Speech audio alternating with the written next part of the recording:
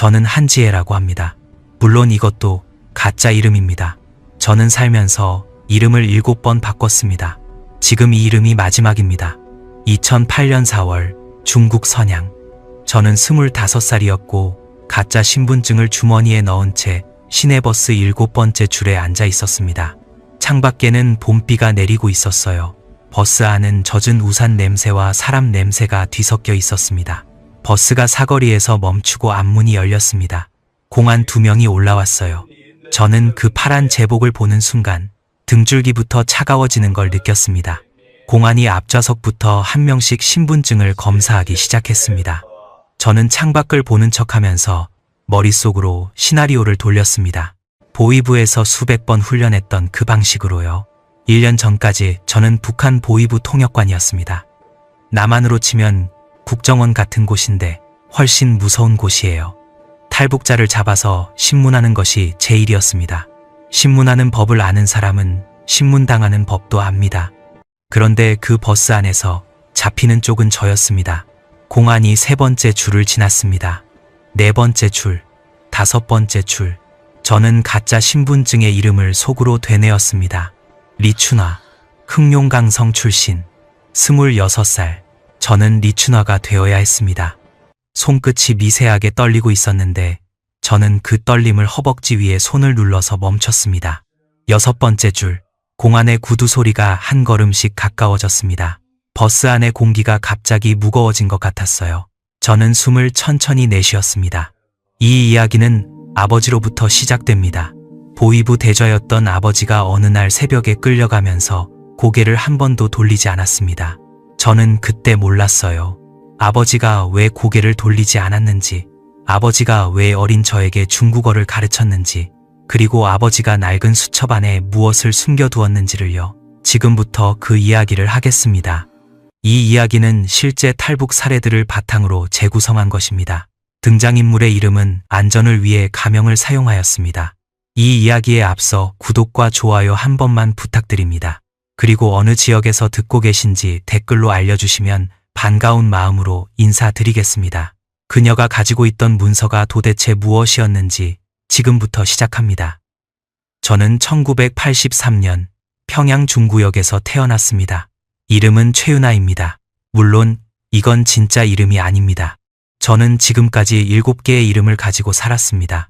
최윤아, 박민영, 장메이란, 리춘화, 왕징, 천샤오점, 그리고 지금의 한지혜. 사람이 이름을 바꿀 때마다 무언가를 잃는다고들 하잖아요. 저는 7번 잃었습니다. 하지만 이야기는 처음부터 해야 합니다. 저는 평양에서 시작하겠습니다. 우리 집은 중구역 창광거리 아파트 3층이었습니다. 방 2개, 부엌 하나, 화장실 하나. 평양에서는 꽤 넓은 집이었어요. 아버지가 보위부 간부였기 때문에 가능한 일이었습니다. 아버지 이름은 최상철이었습니다. 보위부 3국 대좌, 남한 기준으로 말하면 대령쯤 됩니다. 어머니 이름은 김옥순이었어요. 어머니는 평양 봉제 공장 작업반장이었습니다. 매일 아침 6시에 집을 나가서 저녁 7시에 돌아왔습니다. 어머니의 손은 늘 거칠었어요. 실밥 자국이 손가락마다 남아 있었습니다. 동생 민수는 저보다 6살 아래 1989년생이었습니다. 아버지는 매일 아침 검은 외투를 입고 나갔습니다. 가죽 서류, 가방을 왼손에 들고 있었어요. 저는 그 가방 냄새를 아직도 기억합니다. 오래된 가죽과 담배 냄새가 섞인 무겁고 차가운 냄새였어요. 아버지가 돌아오면 그 냄새가 현관에 남았습니다. 저는 어릴 때 그 냄새가 아버지의 냄새라고 생각했습니다. 나중에야 알았어요. 그건 보위부의 냄새였습니다. 어머니는 아버지의 직업에 대해 절대 묻지 않았습니다. 저한테도 묻지 말라고 했어요. 묻지 않는 게 안전한 거야. 어머니가 자주 하던 말이었습니다.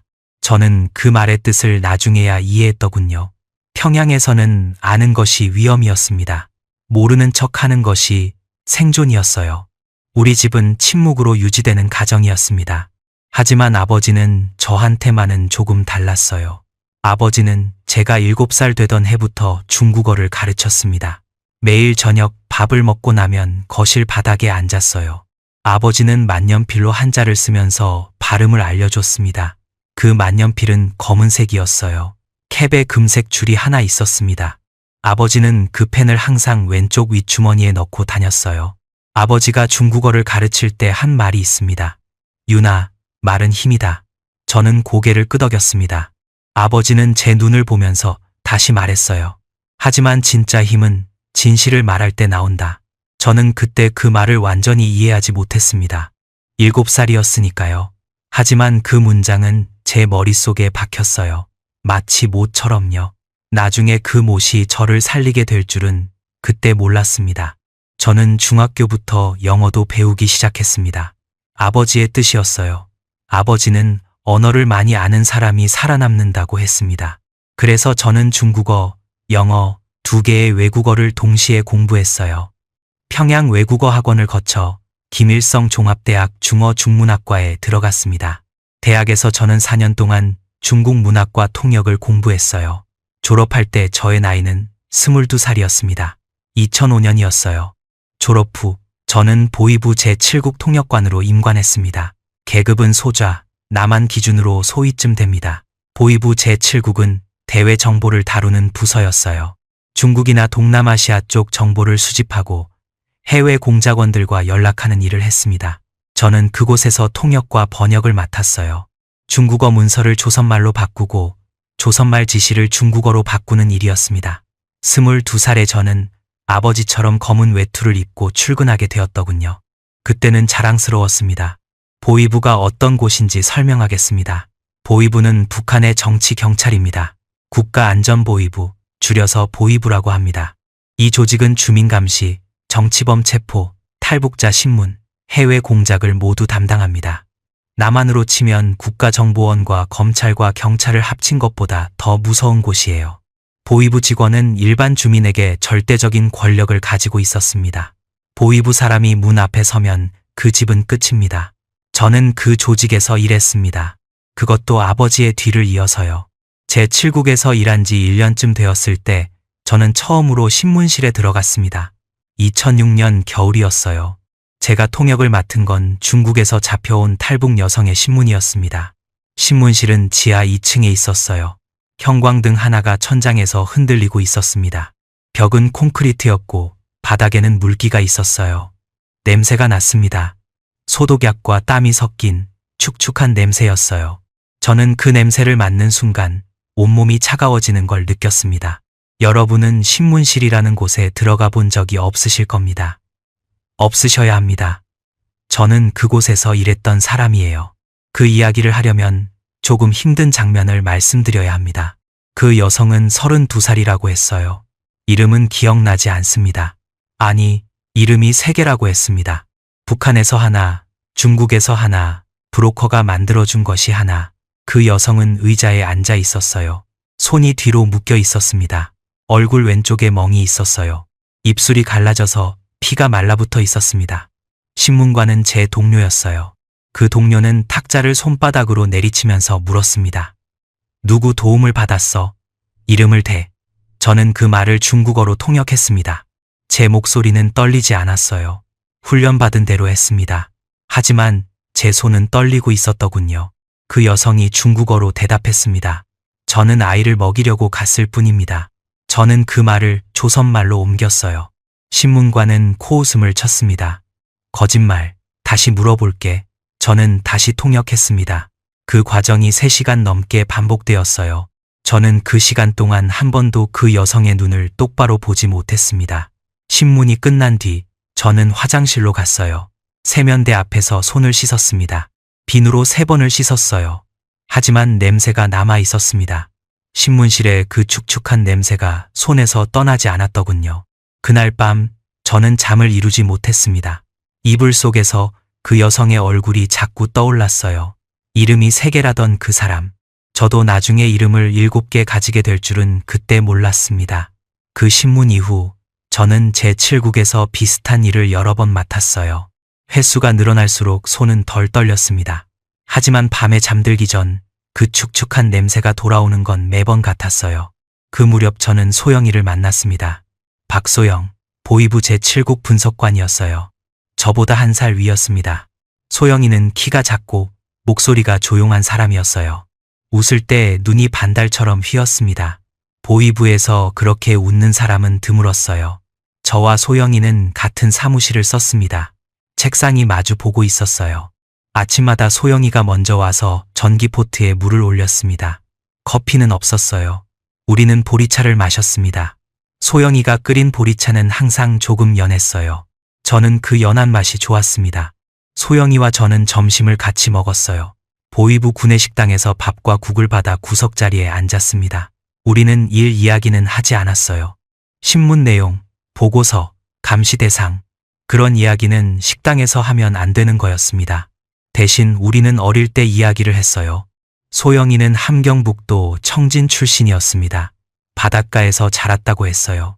유나, 나는 파도 소리를 들으면서 잠들곤 했어. 소영이가 그렇게 말했습니다. 저는 파도 소리를 들어본 적이 없었어요. 평양은 내륙이니까요.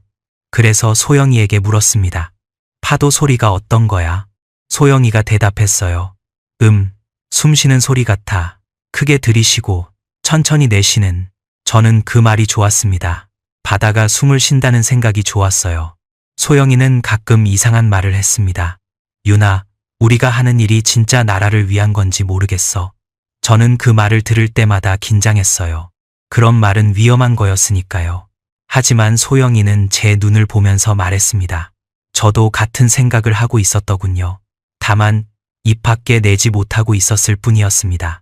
2006년 가을, 저는 처음으로 중국 출장을 갔습니다.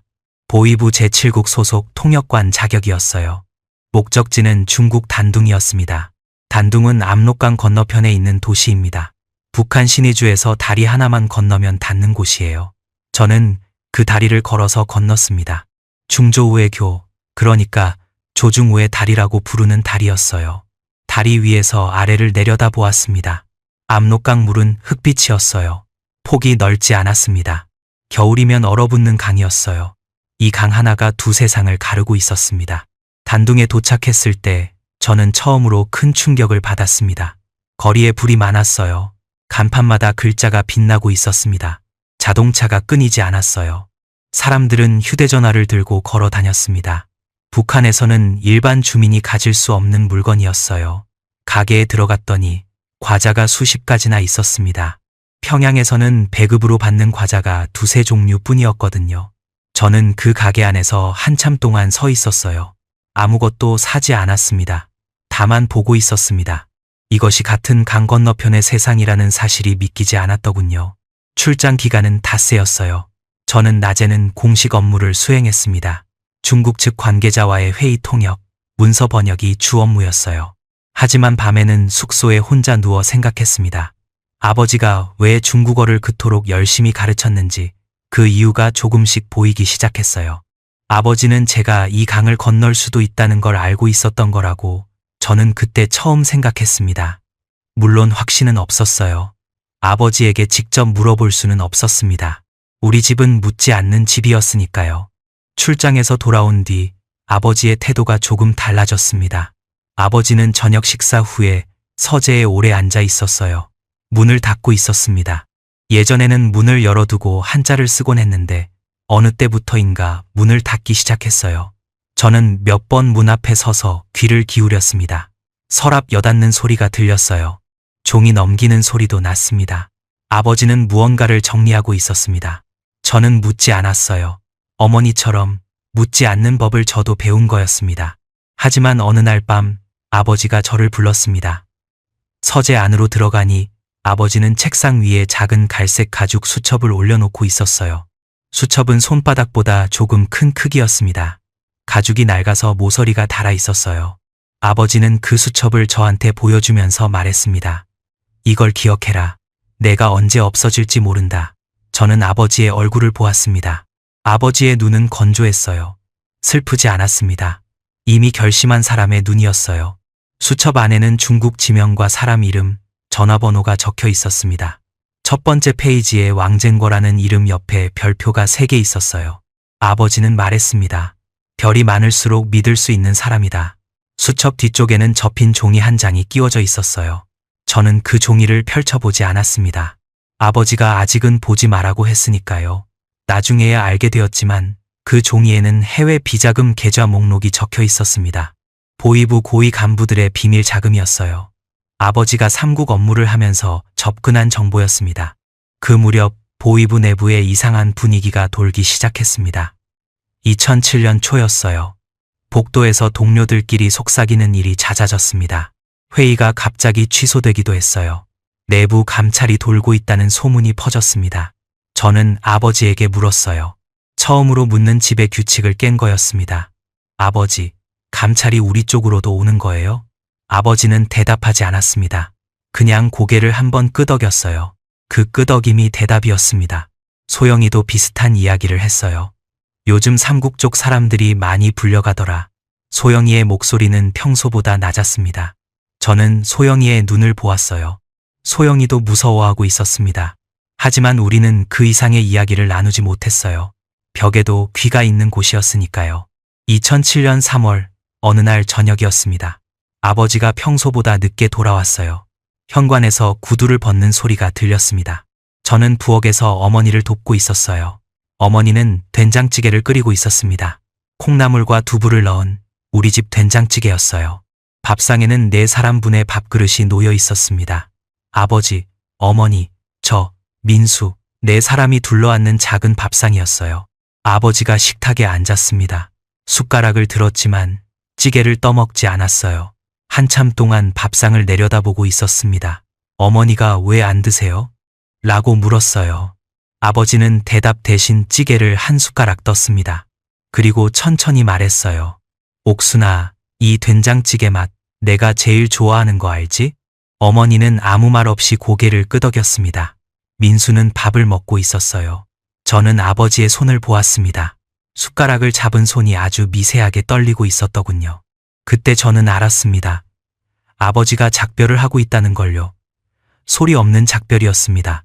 그날 밤 저는 잠을 이루지 못했습니다.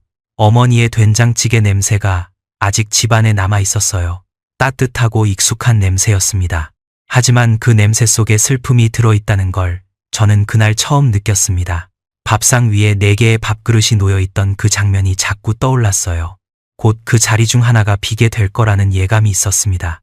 그로부터 며칠 뒤 아버지가 끌려갔습니다. 2007년 3월 14일 새벽이었어요. 저는 그날 이후의 이야기를 지금부터 하겠습니다. 2007년 3월 14일 새벽 4시였습니다. 저는 잠을 자고 있었습니다. 아파트 현관문이 열리는 소리에 저는 눈을 떴습니다. 쿵 하는 소리가 아니라 오히려 조용한 소리였어요. 보이부 사람들은 문을 부수지 않더라고요. 그 사람들은 열쇠를 가지고 옵니다.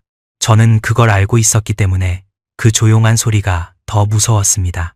저는 이불을 걷어내고 방문 틈으로 복도를 내다봤습니다. 검은 외투를 입은 남자 셋이 현관에 서 있었습니다. 한 명은 제가 아는 얼굴이었어요. 보이부 제3국 김철호 부국장이었습니다. 아버지의 직속 상관이었습니다. 저는 그 사람과 보이부 회의실에서 3번 마주친 적이 있었는데 그때마다 그 사람은 저에게 웃으면서 인사를 했었어요. 그날 새벽에는 웃지 않았습니다. 그 무표정한 얼굴이 저에게는 어떤 말보다 더 분명한 신호였습니다. 아버지의 방문이 열렸습니다. 아버지는 이미 옷을 입고 계셨어요. 저는 그게 이상했습니다. 새벽 4시에 왜 옷을 입고 계셨을까? 아버지는 외투까지 걸치고 구두까지 신고 계셨습니다. 마치 누군가를 기다리고 있었던 것처럼요. 나중에야 알았습니다. 아버지는 이 날이 올 것을 알고 계셨던 겁니다. 아버지가 복도로 나왔습니다. 김철호 부국장이 아버지에게 뭔가를 말했는데 저는 들을 수 없었습니다. 아버지는 고개를 한번 끄덕였습니다. 그리고 현관 쪽으로 걸어갔습니다. 저는 방문 틈 사이로 아버지의 뒷모습을 보았습니다. 아버지의 어깨가 약간 굽어 있었어요. 평소에는 곧게 펴고 다니시던 분이었는데 그날 새벽에는 어깨가 내려가 있었습니다. 아버지는 고개를 돌리지 않았습니다. 한 번도요. 어머니의 방 앞을 지나갈 때도 제 방 앞을 지나갈 때도 아버지는 곧장 현관을 향해 걸어갔습니다. 저는 아버지를 부르고 싶었습니다. 아버지 하고 한마디만 하고 싶었어요. 하지만 목소리가 나오지 않았습니다. 목이 막혀 있었습니다. 저는 그때 아버지가 왜 고개를 돌리지 않았는지 이해하지 못했습니다. 나중에야 깨달았어요. 고개를 돌리면 발걸음을 멈출 것 같아서였습니다. 아버지는 우리를 보면 가지 못할 것을 알고 계셨던 겁니다. 현관문이 닫혔습니다. 그 소리가 아파트 전체에 울렸습니다. 저는 1시간 동안 아무것도 하지 못했습니다. 거실 바닥에 주저앉아 있었어요. 현관에는 아버지의 구두 냄새가 남아 있었습니다. 가죽과 담배가 섞인 그 냄새요. 어머니는 부엌에서 물을 끓이고 계셨어요. 아무도 마시지 않을 물이었습니다. 어머니는 손이 비면 안 되는 사람이었어요. 뭐라도 해야 무너지지 않으니까요. 민수는 자기 방에서 나오지 않았습니다. 부엌 쪽에서 어머니가 무언가를 꺼내는 소리가 났습니다. 저는 고개를 돌렸어요. 어머니가 밥그릇을 4개 꺼내고 계셨습니다. 4개요. 저는 그걸 보는 순간 가슴이 무너지는 것 같았어요. 어머니는 아직 4사람분의 밥상을 차리려고 하고 계셨습니다.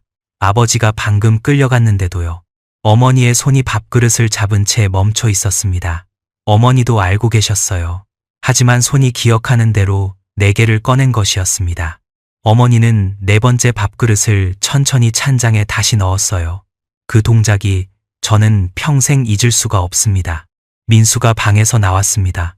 민수는 잠옷 차림이었어요. 민수의 얼굴은 하얗게 질려 있었습니다. 민수가 저에게 물었습니다. 누나, 아버지 어디 갔어? 저는 대답하지 못했어요. 민수의 눈이 빨갛게 되어 있었습니다. 울었던 것 같았어요. 오전 5시 20분이었습니다. 아버지가 끌려간 지 1시간 20분이 지났습니다. 저는 아버지의 서재에 들어갔습니다. 서재는 작았습니다. 책상 하나, 의자 하나, 책장 하나가 전부였어요. 책상 위에는 아버지가 쓰시던 만년필이 놓여 있었습니다. 만년필 뚜껑이 열려 있었어요. 아버지가 급히 나가셨다는 흔적이었습니다. 저는 책상 서랍을 열었습니다. 서랍 안에는 볼펜 2자루와 수첩 하나가 있었습니다. 수첩은 낡은 가죽 표지였습니다. 저는 이 수첩을 본 적이 있었어요. 아버지가 가끔 밤늦게 서재에서 이 수첩을 꺼내 뭔가를 적고 계셨습니다. 저는 그때 그것이 업무 기록이라고 생각했습니다. 수첩 가죽에서는 아버지의 손때 냄새가 났어요. 오래된 가죽과 담배 연기가 섞인 냄새였습니다. 저는 그 냄새를 맡는 순간 눈이 뜨거워졌지만 참았습니다. 수첩을 열었습니다. 첫 페이지에 중국 지명이 적혀 있었습니다. 단둥, 선양, 상하이, 각 지명 옆에 사람 이름과 전화번호가 적혀 있었어요. 모두 12명이었습니다. 이름 옆에는 별표가 그려져 있었고 별표가 많을수록 믿을 수 있는 사람이라는 뜻 같았습니다.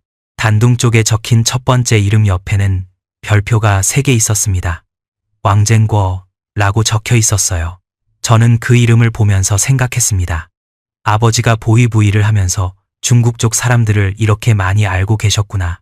아버지는 대좌였으니까 중국 접선 업무를 담당하셨을 수도 있었습니다. 하지만 이 수첩은 공식 업무용이 아니었어요. 아버지가 개인적으로 만들어둔 것이었습니다. 수첩 마지막 페이지에는 접힌 종이 한 장이 끼워져 있었습니다. 저는 그 종이를 꺼내서 펼쳤습니다. 종이에는 숫자와 알파벳이 빼곡하게 적혀 있었습니다. 저는 그것이 무엇인지 즉시 알아봤습니다. 보위부에서 일했으니까요. 그것은 해외 비자금 계좌 목록이었습니다. 계좌 소유자 이름, 은행명, 금액이 적혀 있었어요. 이름들 중에는 제가 아는 이름도 있었습니다. 보위부 고위 간부들의 이름이었어요. 저는 그 종이를 보는 순간 손이 떨렸습니다. 이것이 아버지가 숙청당한 이유였구나 하는 생각이 머릿속을 때렸습니다. 아버지는 이 비밀을 알고 있었기 때문에 끌려간 것이었습니다. 아버지는 이 문서를 왜 없애지 않으셨을까? 저는 그때는 몰랐지만 나중에 알게 되었습니다. 아버지는 이 문서를 딸이 가져가도록 남겨두신 것이었습니다. 저는 그 종이를 다시 수첩 안에 넣었습니다. 그리고 수첩을 품 안에 넣었습니다. 수첩 안쪽 표지에는 아버지의 글씨로 한 줄이 적혀 있었습니다. 48시간. 저는 처음에 그 뜻을 몰랐어요. 하지만 곧 깨달았습니다. 보위부에서 간부가 체포되면 가족에 대한 연좌 조치는 보통 48시간 이내에 시작됩니다. 저는 그 규정을 교육받은 적이 있었습니다. 아버지도 당연히 알고 계셨을 겁니다. 48시간. 아버지가 끌려간 시각이 새벽 4시였으니 저에게 남은 시간은 46시간 40분이었습니다. 저는 어머니가 있는 부엌으로 갔습니다. 어머니는 끓인 물을 컵에 따르고 계셨어요. 어머니의 손이 떨려서 물이 컵 밖으로 조금 흘렀습니다. 남동생 민수는 어머니 옆에 서 있었습니다. 민수는 18살이었는데 겁에 질린 얼굴이었어요. 민수의 눈이 빨갛게 되어 있었습니다. 저는 두 사람을 번갈아 보았습니다. 그리고 말했습니다. 가야 합니다. 어머니가 저를 올려다 보았습니다. 어머니의 눈에 눈물이 고여 있었어요. 하지만 어머니는 울지 않았습니다. 어머니는 평생 울음을 참는 법을 배운 사람이었습니다. 민수가 물었어요. 어디로 가? 민수의 목소리가 떨리고 있었습니다. 저는 민수의 어깨를 잡았습니다. 중국으로. 아버지가 길을 만들어 놓으셨어. 어디로? 저는 수첩을 꺼내 어머니에게 보여드렸습니다. 어머니는 수첩을 보는 순간 아버지의 글씨를 알아보았습니다. 어머니의 입술이 떨렸습니다. 어머니는 수첩의 첫 페이지를 손가락으로 천천히 쓸었어요. 마치 아버지의 손을 만지는 것처럼요. 하지만 어머니는 고개를 끄덕였습니다. 저는 계획을 세우기 시작했습니다. 평양에서 나가려면 여행 증명서가 필요했습니다. 저는 보이부 통역관 신분증을 가지고 있었습니다. 이 신분증이면 신의주까지의 이동은 가능했어요. 문제는 어머니와 민수였습니다. 이 두 사람에게는 아무런 증명서가 없었습니다. 저는 보이부에서 배운 기술을 사용하기로 했습니다.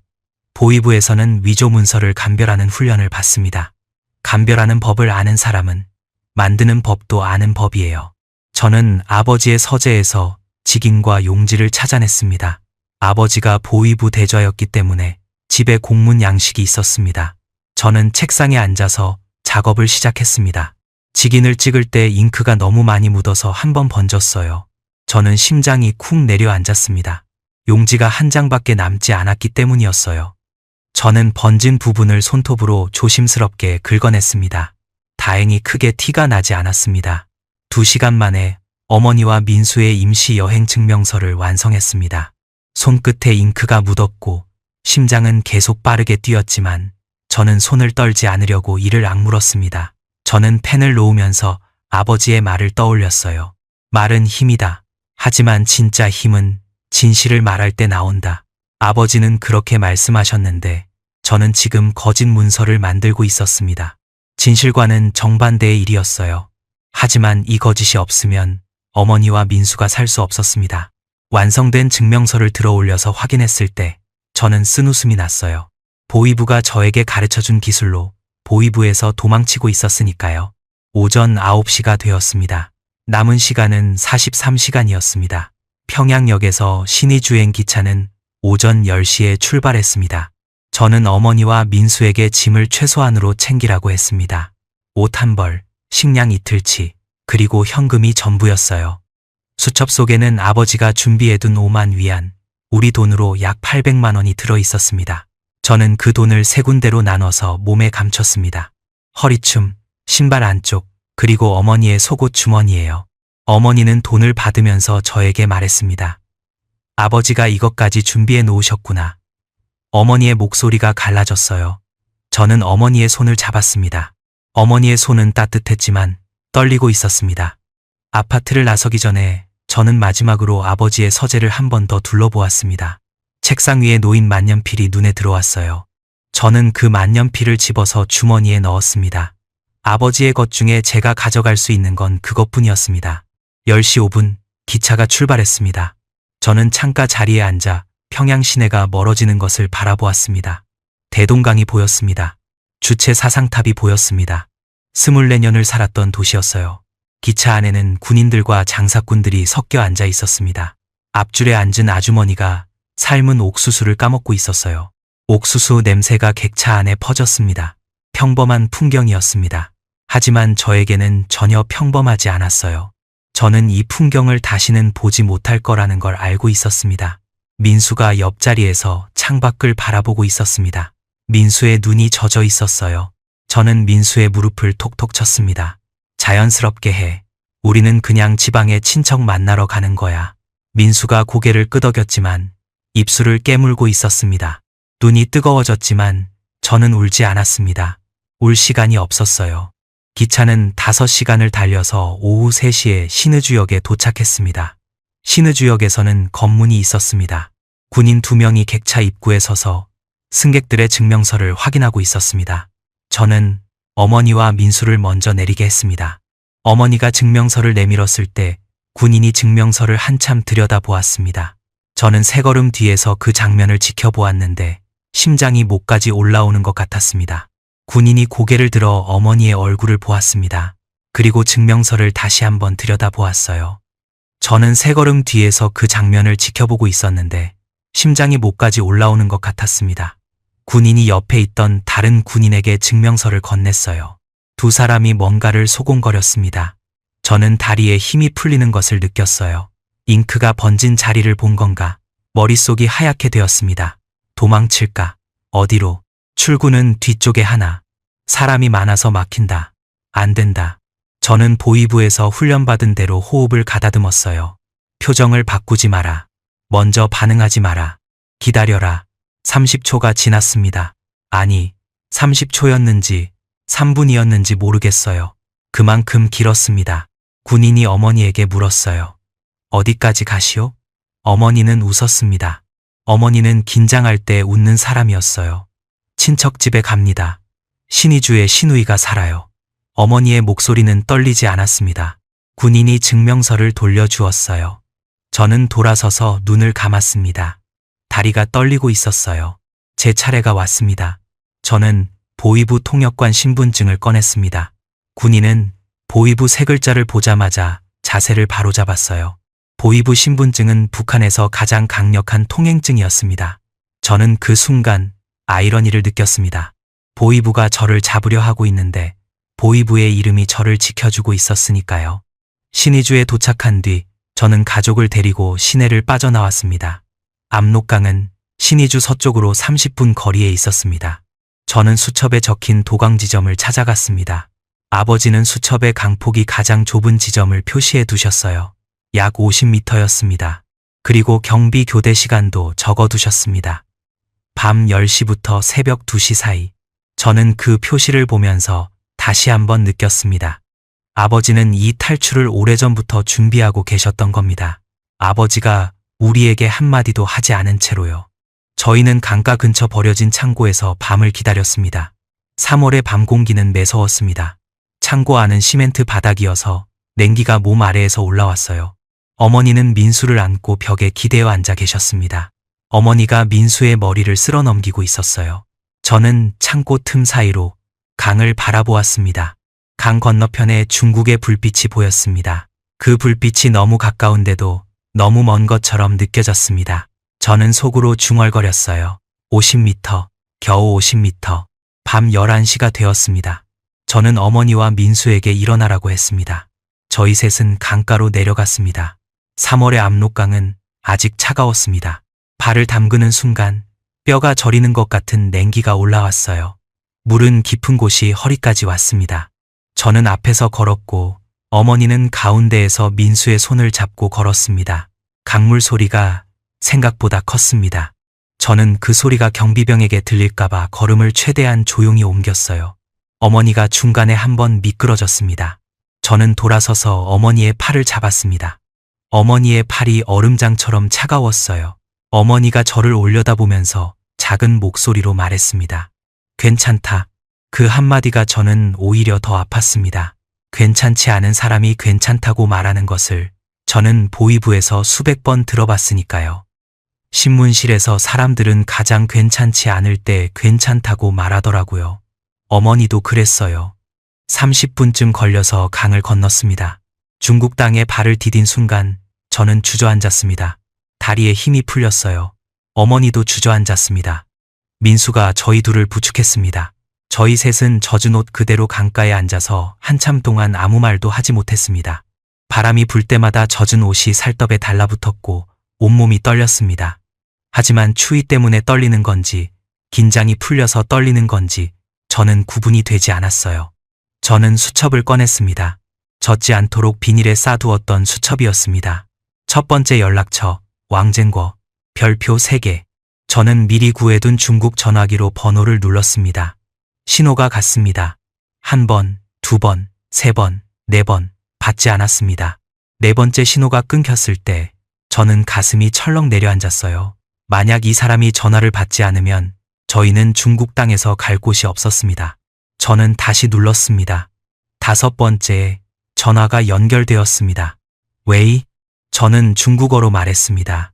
왕 선생님, 최상철 대좌의 딸입니다. 전화기 너머로 짧은 침묵이 흘렀습니다. 2, 3초가 1년처럼 길게 느껴졌어요. 그리고 왕쟁거의 목소리가 들려왔습니다. 기다리고 있었다. 저는 그 한마디를 듣는 순간 처음으로 눈물이 났습니다. 아버지가 이 순간까지 준비해 두셨다는 것을 그때 알았습니다. 아버지는 자신이 끌려갈 것을 알고 계셨고 자신이 끌려간 뒤에 가족이 갈 길까지 만들어 두신 것이었습니다. 아버지가 새벽에 끌려가면서 고개를 돌리지 않았던 이유를 저는 그 전화 한 통으로 이해했습니다. 아버지는 이미 작별을 마친 뒤였던 겁니다. 왕쟁거가 말했습니다. 지금 어디야? 저는 위치를 말했어요. 왕쟁거가 30분만 기다리라고 했습니다. 저희는 강가에서 도로 쪽으로 올라가 어둠 속에서 기다렸습니다. 정확히 32분 뒤에 검은색 승합차 한 대가 왔습니다. 운전석에서 50대 중반의 남자가 내렸어요. 키가 작고 배가 나온 사람이었습니다. 왕쟁거였습니다. 왕쟁거가 저를 보더니 한마디 했어요. 아버지 닮았구나. 그 말에 저는 목이 메었지만 꾹 참았습니다. 왕쟁거는 저희를 차에 태우기 전에 자기 외투를 벗어서 어머니에게 건넸어요. 이거 입으시오. 젖은 옷으로 있으면 안 돼요. 왕쟁거의 말투는 투박했지만 손은 조심스러웠습니다. 어머니가 외투를 받으면서 고맙다고 했어요. 왕쟁거가 고개를 저었습니다. 최 대좌한테 진 빚이 있어. 갚는 거요. 저는 그 말을 듣고 아버지가 이 사람에게 무슨 일을 해주셨는지 궁금했지만 묻지 않았어요. 왕쟁거의 눈가에 주름이 깊었습니다. 아버지 또래의 사람이었어요. 이 사람도 아버지처럼 누군가를 위해 새벽에 차를 몰고 강가까지 온 것이었습니다. 저희 셋은 승합차에 탔습니다. 차 안에는 히터가 켜져 있었어요. 따뜻한 공기가 얼어붙은 몸을 감싸는 순간 어머니가 소리 없이 울기 시작했습니다. 어머니는 소리를 내지 않았어요. 눈에서 물이 흘러내리는데 입술은 꾹 다물고 계셨습니다. 민수가 어머니의 어깨를 안았습니다. 저는 앞좌석에 앉아서 백미러로 그 모습을 보았어요. 저도 울고 싶었지만 울지 않았습니다. 아직 끝이 아니었으니까요. 아직 단둥이었고 35시간이 남아 있었습니다. 저는 수첩을 펼쳤습니다. 다음 연락처를 확인했어요. 선양. 그곳에 가면 새 신분증을 만들어줄 사람이 있었습니다. 저는 수첩을 닫고 창밖을 보았습니다. 중국의 밤하늘에는 별이 보였더라고요. 북한에서 보던 별과 같은 별이었는데 저는 다른 나라에 와 있었습니다. 제 이름도 이제 달라져야 했습니다. 최윤아는 그날 밤 압록강에 두고 왔습니다. 내일부터 저는 장매일환이 될 것이었습니다. 승합차가 어둠 속을 달렸습니다. 단둥에서의 첫날 밤 저는 왕쟁거의 집 창고에서 잠을 잤습니다. 창고 바닥에는 낡은 이불 2채가 깔려 있었어요. 어머니와 민수는 이불 하나를 나눠 덮었고 저는 다른 이불을 덮었습니다. 창고에는 창문이 하나 있었는데 그 창문으로 중국의 새벽빛이 들어왔어요. 저는 그 빛을 보면서 생각했습니다. 어제까지 저는 보이부 통역관이었는데 오늘은 남의 나라 창고 바닥에 누워있구나. 이상하게도 슬프지 않았어요. 슬픔보다 먼저 긴장이 몸 전체를 채우고 있었으니까요. 왕쟁거는 다음 날 아침에 저희에게 옷을 가져다 주었습니다. 중국 사람들이 입는 평범한 옷이었어요. 저는 북한에서 입고 온 옷을 벗고 그 옷으로 갈아입었습니다. 거울을 보았을 때 저는 제가 아닌 것 같았습니다. 아니, 정확히 말하면 저는 이제 제가 아니어야 했습니다. 왕쟁거가 저에게 말했어요. 오늘부터 너는 장매일환이다. 흑룡강성 하얼빈 출신, 24살. 아버지 이름은 장궈민이고 어머니 이름은 리우펑이야. 기억해. 저는 고개를 끄덕였습니다. 보이부에서 위장 신원을 만드는 훈련을 받은 적이 있었기 때문에 가짜 이름에 익숙해지는 것은 어렵지 않았어요. 하지만 제 진짜 이름을 버린다는 것이 이렇게 허전할 줄은 몰랐습니다. 왕쟁거는 저에게 중요한 것을 알려주었습니다. 단둥은 북한과 너무 가까워서 위험하다고 했어요. 공안들이 탈북자를 수시로 단속하는 지역이었습니다. 저희는 가능한 빨리 선양으로 이동해야 했습니다. 왕쟁거가 선양에 있는 사람을 소개해 주겠다고 했어요. 수첩에 적힌 두 번째 연락처, 린 사장이었습니다. 린 사장은 한국어를 할 줄 아는 조선족 사업가였고 탈북자들에게 가짜 신분증을 만들어주는 사람이었습니다. 이틀 뒤 저희는 왕쟁고의 승합차를 타고 선양으로 향했습니다. 단둥에서 선양까지는 약 4시간 거리였어요. 차 안에서 저는 창밖을 바라보았습니다. 중국의 고속도로는 넓었고 차들이 빠르게 달리고 있었습니다. 북한에서는 볼 수 없었던 풍경이었어요. 트럭, 승용차, 오토바이가 뒤섞여 달리고 있었는데 그 속도가 저를 어지럽게 했습니다. 어머니는 차 안에서 계속 창밖을 보고 계셨어요. 어머니의 눈이 커져 있었습니다. 어머니도 이런 풍경은 처음이었으니까요. 선양에 도착했을 때 도시의 크기에 저는 압도당했습니다. 선양은 평양보다 10배는 큰 것 같았어요. 건물들이 빼곡했고 네온사인이 거리를 가득 채우고 있었습니다. 사람들이 자유롭게 걸어 다니고 있었어요. 아무도 줄을 서지 않았고 아무도 고개를 숙이고 다니지 않았습니다. 저는 그 광경을 보면서 가슴이 이상하게 뛰었습니다. 이것이 바깥 세상이구나. 아버지가 저에게 중국어를 가르치신 이유가 이것이었구나. 아버지는 이 세상을 알고 계셨고 저를 이 세상으로 보내려고 준비하신 것이었습니다. 린 사장은 선양 시내의 조선족 밀집 지역에 있는 작은 사무실에서 저희를 만났습니다. 린 사장은 50대 초반의 마른 남자였어요. 안경을 쓰고 있었고 말을 천천히 했습니다. 린 사장이 저를 보더니 물었어요. 중국어 할 줄 알아? 저는 중국어로 대답했습니다. 할 줄 압니다. 린 사장이 고개를 끄덕이면서 말했어요. 발음이 좋네. 동북 사투리도 없고 이 정도면 신분증 하나 만들어주면 혼자서도 살아남겠다. 저는 그 말이 칭찬인지 아닌지 잘 모르겠었지만 어쨌든 살아남아야 했으니까 고맙다고 했습니다. 린 사장은 일주일 뒤에 신분증 3장을 만들어 주었습니다. 저는 장매이란, 어머니는 류수란, 민수는 장외이라는 이름이 되었어요. 신분증에는 사진도 있었고 주소도 적혀 있었습니다. 흑룡강성 하얼빈시. 린 사장이 말했어요. 이 신분증은 진짜야. 죽은 사람 호적으로 만든 거거든. 공안이 조회해도 나와. 저는 그 말을 듣고 등골이 서늘해졌습니다. 죽은 사람의 이름으로 살아야 한다는 것이 그때는 무서웠어요. 하지만 선택의 여지가 없었습니다. 신분증을 받은 뒤 저는 어머니와 민수를 선양의 조선족 마을에 맡기고 일을 찾기 시작했습니다. 보이부에서 중국어 통역을 했던 경험이 있었기 때문에 저는 한국 기업의 중국 지사에서 통역 일자리를 구할 수 있었습니다. 한국 전자부품 회사였어요.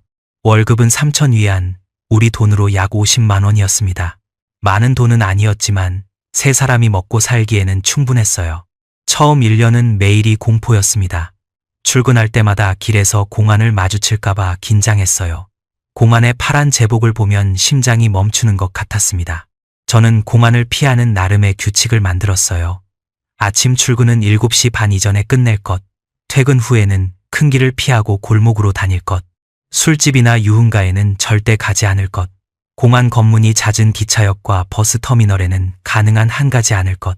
이 규칙들이 저를 지켜주었습니다. 하지만 공포는 밖에서만 오는 게 아니었어요. 집 안에서도 긴장해야 했습니다. 저희가 사는 아파트는 조선족 마을에 있었지만 이웃들이 모두 조선족은 아니었어요. 한족 이웃도 있었습니다. 어느 날 어머니가 부엌에서 김치를 담그고 계셨어요. 어머니는 평양식으로 김치를 담그셨는데 그 냄새가 복도까지 퍼졌습니다. 옆집에 사는 한족 아주머니가 문을 두드렸어요. 무슨 냄새야? 뭐 만들어? 어머니가 문을 열었습니다. 그 아주머니가 부엌을 들여다보았어요. 저는 그 순간 심장이 쿵 내려앉았습니다. 조선족도 김치를 만들지만 어머니의 김치는 달랐어요. 북한식 김치에는 조기젓이 들어가는데 조선족은 보통 조기젓을 쓰지 않거든요. 어머니가 웃으면서 말했어요. 김치 담그는 거야. 한번 맛볼래? 어머니는 긴장할 때 웃는 분이었습니다. 그 아주머니가 김치를 한 젓가락 집어 먹더니 말했어요. 맛이 좀 특이하네. 어디 스타일이야? 저는 재빨리 끼어들었습니다. 저희 외할머니가 연변분인데 외할머니 레시피예요. 그 아주머니는 고개를 끄덕이고 돌아갔어요. 저는 문을 닫고 어머니를 보았습니다. 어머니의 이마에 땀이 맺혀 있었어요. 저도 손바닥에 땀이 나 있었습니다. 그날 이후 어머니는 김치를 담글 때 조기젓을 쓰지 않으셨어요. 어머니의 김치 맛이 바뀌었습니다. 그 작은 변화가 저에게는 가슴 아팠어요. 어머니가 평생 만들어 온 맛을 포기해야 했으니까요. 민수도 문제였습니다. 민수는 18살이었고 에너지가 넘치는 나이였어요. 민수는 집에만 있는 것을 견디지 못했습니다. 어느 날 민수가 밖에 나갔다가 조선족 또래 친구를 데리고 왔어요. 저는 그 친구를 보는 순간 얼굴이 굳어졌습니다. 민수가 방에서 그 친구와 이야기를 하고 있었는데 저는 민수를 불러냈어요. 부엌에서 작은 목소리로 말했습니다. 민수야, 모르는 사람을 집에 데려오면 안 돼. 민수가 대꾸했어요. 누나, 그냥 친구야. 조선족이라고. 저는 민수의 어깨를 잡았습니다. 조선족이든 한족이든 상관없어. 우리가 누군지 아는 사람이 한 명이라도 늘어나면 그만큼 위험해지는 거야. 민수의 눈에 분노가 스쳤어요. 그러면 나는 평생 친구 하나 없이 살아야 돼. 민수의 목소리가 커졌습니다. 저는 민수의 입을 손으로 막았어요. 조용히 해. 벽이 얇아. 민수가 제 손을 뿌리쳤습니다. 민수의 눈이 젖어 있었어요. 그날 밤 저는 잠을 자지 못했습니다. 민수의 말이 맞았어요. 18살짜리 아이에게 친구 하나 만들지 말라고 하는 것은 잔인한 일이었습니다. 하지만 저에게는 가족을 지키는 것이 전부였어요. 저는 보위부에서 사람이 사람을 어떻게 배신하는지를 너무 많이 봤습니다. 친구라고 생각한 사람이 밀고 하는 것을, 이웃이라고 믿은 사람이 신고하는 것을 저는 수없이 보았어요. 그래서 저는 아무도 믿을 수 없었습니다. 민수에게 미안했지만 미안함보다 공포가 더 컸습니다. 자식을 키워보신 분들은 아실 거예요. 아이를 지키려고 하는 마음이 때로는 아이를 가두는 것이 되기도 한다는 걸요. 저는 어머니가 아니라 누나였지만 그 마음은 같았습니다. 민수는 그 뒤로 한동안 저에게 말을 하지 않았어요. 밥을 먹을 때도, 같은 방에 있을 때도 민수는 저를 피했습니다. 어머니가 가운데에서 둘을 중재하려고 하셨지만 쉽지 않았어요. 2주쯤 지나서야 민수가 먼저 말을 걸어왔습니다. 누나, 미안해. 저는 민수를 안았어요. 민수의 어깨가 예전보다 넓어져 있었습니다. 이 아이가 북한에서 여기까지 왔는데 친구 하나 없이 지내야 한다는 것이 저는 너무 마음이 아팠습니다. 저는 민수에게 말했어요. 미안한 건 나야. 조금만 더 참아. 반드시 좋은 곳으로 갈 거야. 민수가 고개를 끄덕였습니다. 민수의 눈에 눈물이 고여 있었지만 민수도 울지 않았어요. 우리 가족은 다들 울음을 참는데 익숙한 사람들이었습니다. 하지만 가장 위험한 순간은 예상하지 못한 곳에서 찾아왔습니다. 2008년 봄, 제가 선양에서 생활한 지 1년이 되었을 때였어요. 저는 회사 업무로 시내 버스를 타고 거래처로 가고 있었습니다. 바로 그때 오프닝에서 말씀드린 그 일이 벌어진 겁니다. 공안 2명이 버스에 올라탔어요. 신분증 검사를 시작했습니다. 그 장면은 이미 오프닝에서 말씀드렸으니 결과만 말씀드리겠습니다. 저는 장메일 안에 신분증을 내밀었습니다. 공안이 신분증을 들여다보았어요. 저는 숨을 참았습니다. 공안이 저를 한번 쳐다보았습니다. 그리고 신분증을 돌려주었어요. 저는 그 순간 온몸에서 힘이 빠지는 것을 느꼈습니다. 린 사장이 만들어준 신분증이 진짜처럼 통한 겁니다. 하지만 저는 그날 저녁 집에 돌아와서 화장실 세면대 앞에 한참 서 있었어요. 거울 속에 제 얼굴이 하얗게 질려 있었습니다. 손을 씻었는데 비누를 2번이나 떨어뜨렸어요. 손이 아직 떨리고 있었더군요. 2008년 여름, 어머니가 아프기 시작했습니다. 처음에는 기침이었어요. 어머니는 밤마다 기침을 하셨는데 점점 심해졌습니다. 하지만 병원에 갈 수 없었어요. 병원에 가면 신분증을 내야 했고 기록이 남았습니다. 가짜 신분증이 아무리 정교해도 병원 시스템에 기록이 남으면 위험했어요. 저는 약국에서 기침약을 사다가 어머니에게 드렸습니다. 어머니는 약을 드시면서 저에게 말했어요. 걱정하지 마라. 나는 괜찮다. 또 그 말이었습니다. 괜찮다는 말. 어머니는 평생 그 말로 모든 것을 감추는 분이었어요. 저는 어머니의 기침 소리를 들을 때마다 이 생활이 언제까지 계속될 수 있을까 하는 불안에 잠을 이루지 못했습니다. 2009년이 되었습니다. 저는 선양에서의 생활이 2년째에 접어들었어요. 회사에서 저는 유능한 통역원으로 인정받고 있었습니다. 한국어, 중국어, 영어를 모두 할 수 있었으니까요. 영어는 보위부 시절에 외국 문서를 번역하면서 배운 것이었어요. 회사의 한국인 주재원들은 저를 좋아했습니다. 그 사람들은 제가 조선족이라고 알고 있었어요. 저는 그 사람들 앞에서 북한 얘기를 절대 하지 않았습니다. 가끔 주재원들이 북한 뉴스를 보면서 저 사람들은 왜 저렇게 살까 하고 말할 때 저는 웃기만 했어요.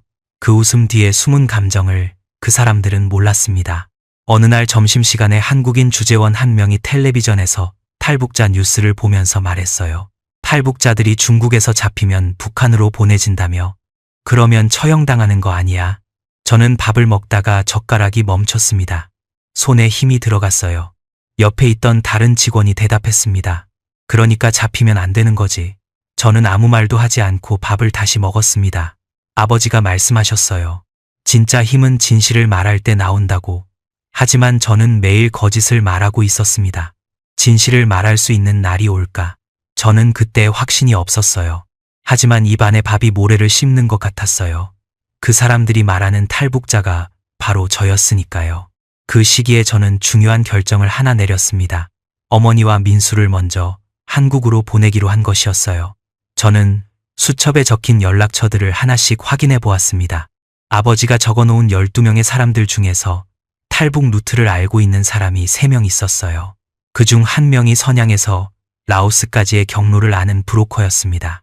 그 브로커의 이름은 수첩에 마형이라고 적혀 있었어요. 별표 2개. 저는 마형에게 연락을 했습니다.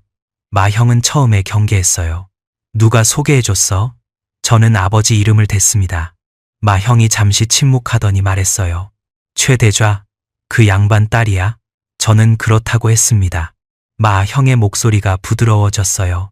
알았어, 만나자. 아버지의 이름이 중국에서도 힘을 가지고 있었습니다. 아버지가 보위부에서 일하면서 만들어둔 인맥이 아버지가 사라진 뒤에도 저를 지켜주고 있었어요. 저는 그것이 고마우면서도 가슴이 아팠습니다. 마형을 만난 것은 2009년 가을이었습니다.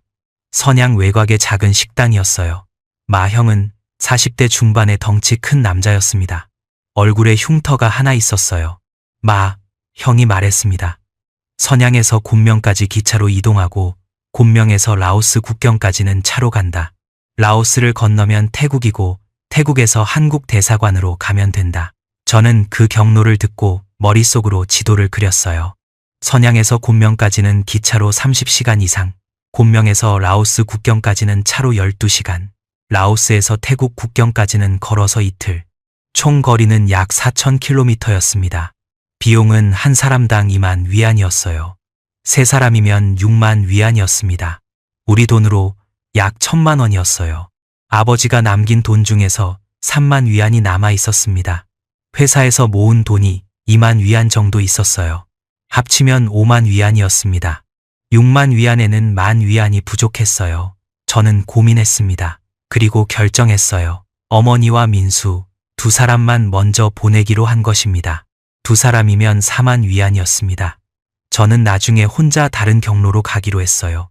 이 결정을 어머니에게 말했을 때 어머니의 반응은 예상과 달랐습니다. 어머니는 화를 내셨어요. 어머니가 평생 화를 내시는 것을 저는 3번밖에 보지 못했는데 그날이 4번째였습니다. 너를 두고 간다고? 그건 안 된다. 어머니의 목소리가 떨리면서도 단호했어요. 저는 어머니를 설득했습니다. 어머니 기침이 점점 심해지고 있어요. 한국에 가면 병원에 갈 수 있어요. 여기서는 병원에 갈 수도 없잖아요. 어머니는 한참 동안 아무 말 없이 저를 바라보았습니다. 어머니의 눈에 눈물이 차올랐어요. 하지만 어머니는 울지 않았습니다. 어머니는 마지막에 이렇게 말했어요. 그러면 반드시 따라와야 한다. 약속해. 저는 약속했습니다. 2010년 3월 어머니와 민수가 선양을 떠났습니다. 형이 2사람을 데리고 곤명행 기차에 태웠어요. 저는 선양역 플랫폼에서 기차가 떠나는 것을 지켜보았습니다. 어머니가 기차 창문 너머로 저를 보고 계셨어요. 어머니는 손을 흔들지 않았습니다. 그냥 저를 바라보고 계셨어요. 저도 손을 흔들지 않았습니다. 기차가 움직이기 시작했을 때 저는 주머니 속에서 주먹을 꽉 쥐었습니다. 손톱이 손바닥에 파고들었는데 아프지 않았어요. 기차가 시야에서 사라진 뒤에도 저는 한참 동안 플랫폼에 서 있었습니다. 바람이 불었고 3월의 공기는 아직 차가웠습니다. 여기서 한번 되돌아보겠습니다. 2007년 3월에 평양을 떠난 뒤 3년이 흘렀습니다. 저는 그 사이에 이름을 2번 바꿨어요. 최윤아에서 장메이란이 되었고 장메이란에서 리춘화가 되었습니다. 단둥에서 선양으로 옮겼고 회사에 다니면서 돈을 모았어요. 어머니와 민수를 먼저 한국으로 보냈습니다. 아버지의 수첩에 적힌 사람들이 저를 도와주었어요.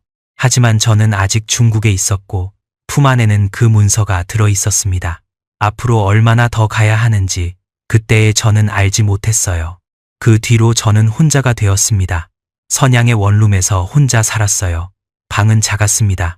침대 하나, 책상 하나, 작은 냉장고 하나가 전부였어요. 밤마다 조용했습니다. 혼자 살면서 가장 힘들었던 것은 밥이었어요. 어머니가 계실 때는 어머니가 해주신 밥을 먹었습니다. 혼자가 되니까 밥을 해 먹는 것이 귀찮아졌어요. 어떤 날은 하루 종일 만터우 하나로 버텼습니다. 냉장고에 아무것도 없는 날도 있었어요. 배가 고픈데 밥을 하기 싫은 게 아니라 혼자 먹는 밥이 입에 들어가지 않았던 거예요. 어머니가 차려주시던 밥상이 그리웠습니다. 내 사람이 앉던 밥상이요. 어느 날 회사 동료가 점심에 짜장면을 시켜서 반을 나눠주었어요. 왕징 씨, 요즘 너무 안 먹는 것 같아서. 저는 그 짜장면을 먹으면서 목이 메었습니다. 누군가와 음식을 나눠 먹는다는 것이 이렇게 따뜻한 일이었구나. 북한에서도 가장 배고팠던 때에 어머니가 자기 밥을 덜어서 저와 민수에게 주시곤 했어요. 어머니는 늘 나는 많이 먹었다고 했지만 어머니의 밥그릇은 항상 비어 있었습니다. 어머니의 기침 소리가 사라진 방은 오히려 더 무섭게 조용했어요. 저는 그 조용함이 싫었습니다. 가끔 아버지의 수첩을 꺼내 들고 앉아 있었어요. 수첩에 글씨를 읽는 것이 아니라 그냥 수첩을 들고 있는 것만으로도 혼자가 아닌 것 같았습니다. 한 달 뒤 마형에게서 연락이 왔습니다. 어머니와 민수가 라오스에 도착했다고 했어요. 하지만 문제가 생겼습니다. 라오스 경찰에게 잡혔다는 것이었어요. 라오스에서 불법 입국자가 잡히면 보호소에 수용됩니다. 보호소에서 풀려나려면 벌금을 내야 했는데 한 사람당 300달러, 두 사람이면 600달러였습니다. 우리 돈으로 약 70만 원이었어요. 저는 그 돈이 없었습니다. 회사 월급을 어머니 탈출 비용으로 거의 다 쓴 상태였으니까요. 저는 절박한 심정으로 수첩을 다시 펼쳤습니다. 아버지가 적어놓은 12명의 연락처를 다시 훑어보았어요. 그 중에 선양에 사는 조선족 목사님이 한 분 계셨습니다. 수첩에는 김 목사라고 적혀 있었고 별표가 하나 있었어요. 저는 김 목사님에게 전화를 했습니다. 김 목사님은 전화를 받자마자 저의 사정을 들어주셨어요. 김 목사님이 말했습니다. 돈은 내가 마련해보겠다. 하지만 라오스까지 보내려면 시간이 걸린다. 김 목사님은 이틀 뒤에 600달러를 구해주셨어요. 김 목사님의 교회에서 모금을 한 것이었습니다. 저는 그 돈을 받으면서 눈물이 났어요. 아버지를 알지도 못하는 사람들이 아버지의 수첩에 적혀 있다는 이유만으로 저를 도와주고 있었습니다. 아버지가 살아생전에 얼마나 많은 사람들에게 신뢰를 쌓아두셨는지 저는 그때 처음 깨달았어요. 600달러는 마형을 통해 라오스로 전달되었습니다. 어머니와 민수는 보호소에서 풀려났어요. 그리고 태국으로 넘어갔습니다. 태국 방콕의 한국 대사관에 도착한 것은 2010년 7월이었어요. 어머니가 저에게 전화를 했습니다. 어머니의 목소리가 떨리고 있었어요. 여기 대사관이다. 우리 안전하다. 저는 전화기를 귀에 대고 한참 동안 아무 말도 하지 못했습니다.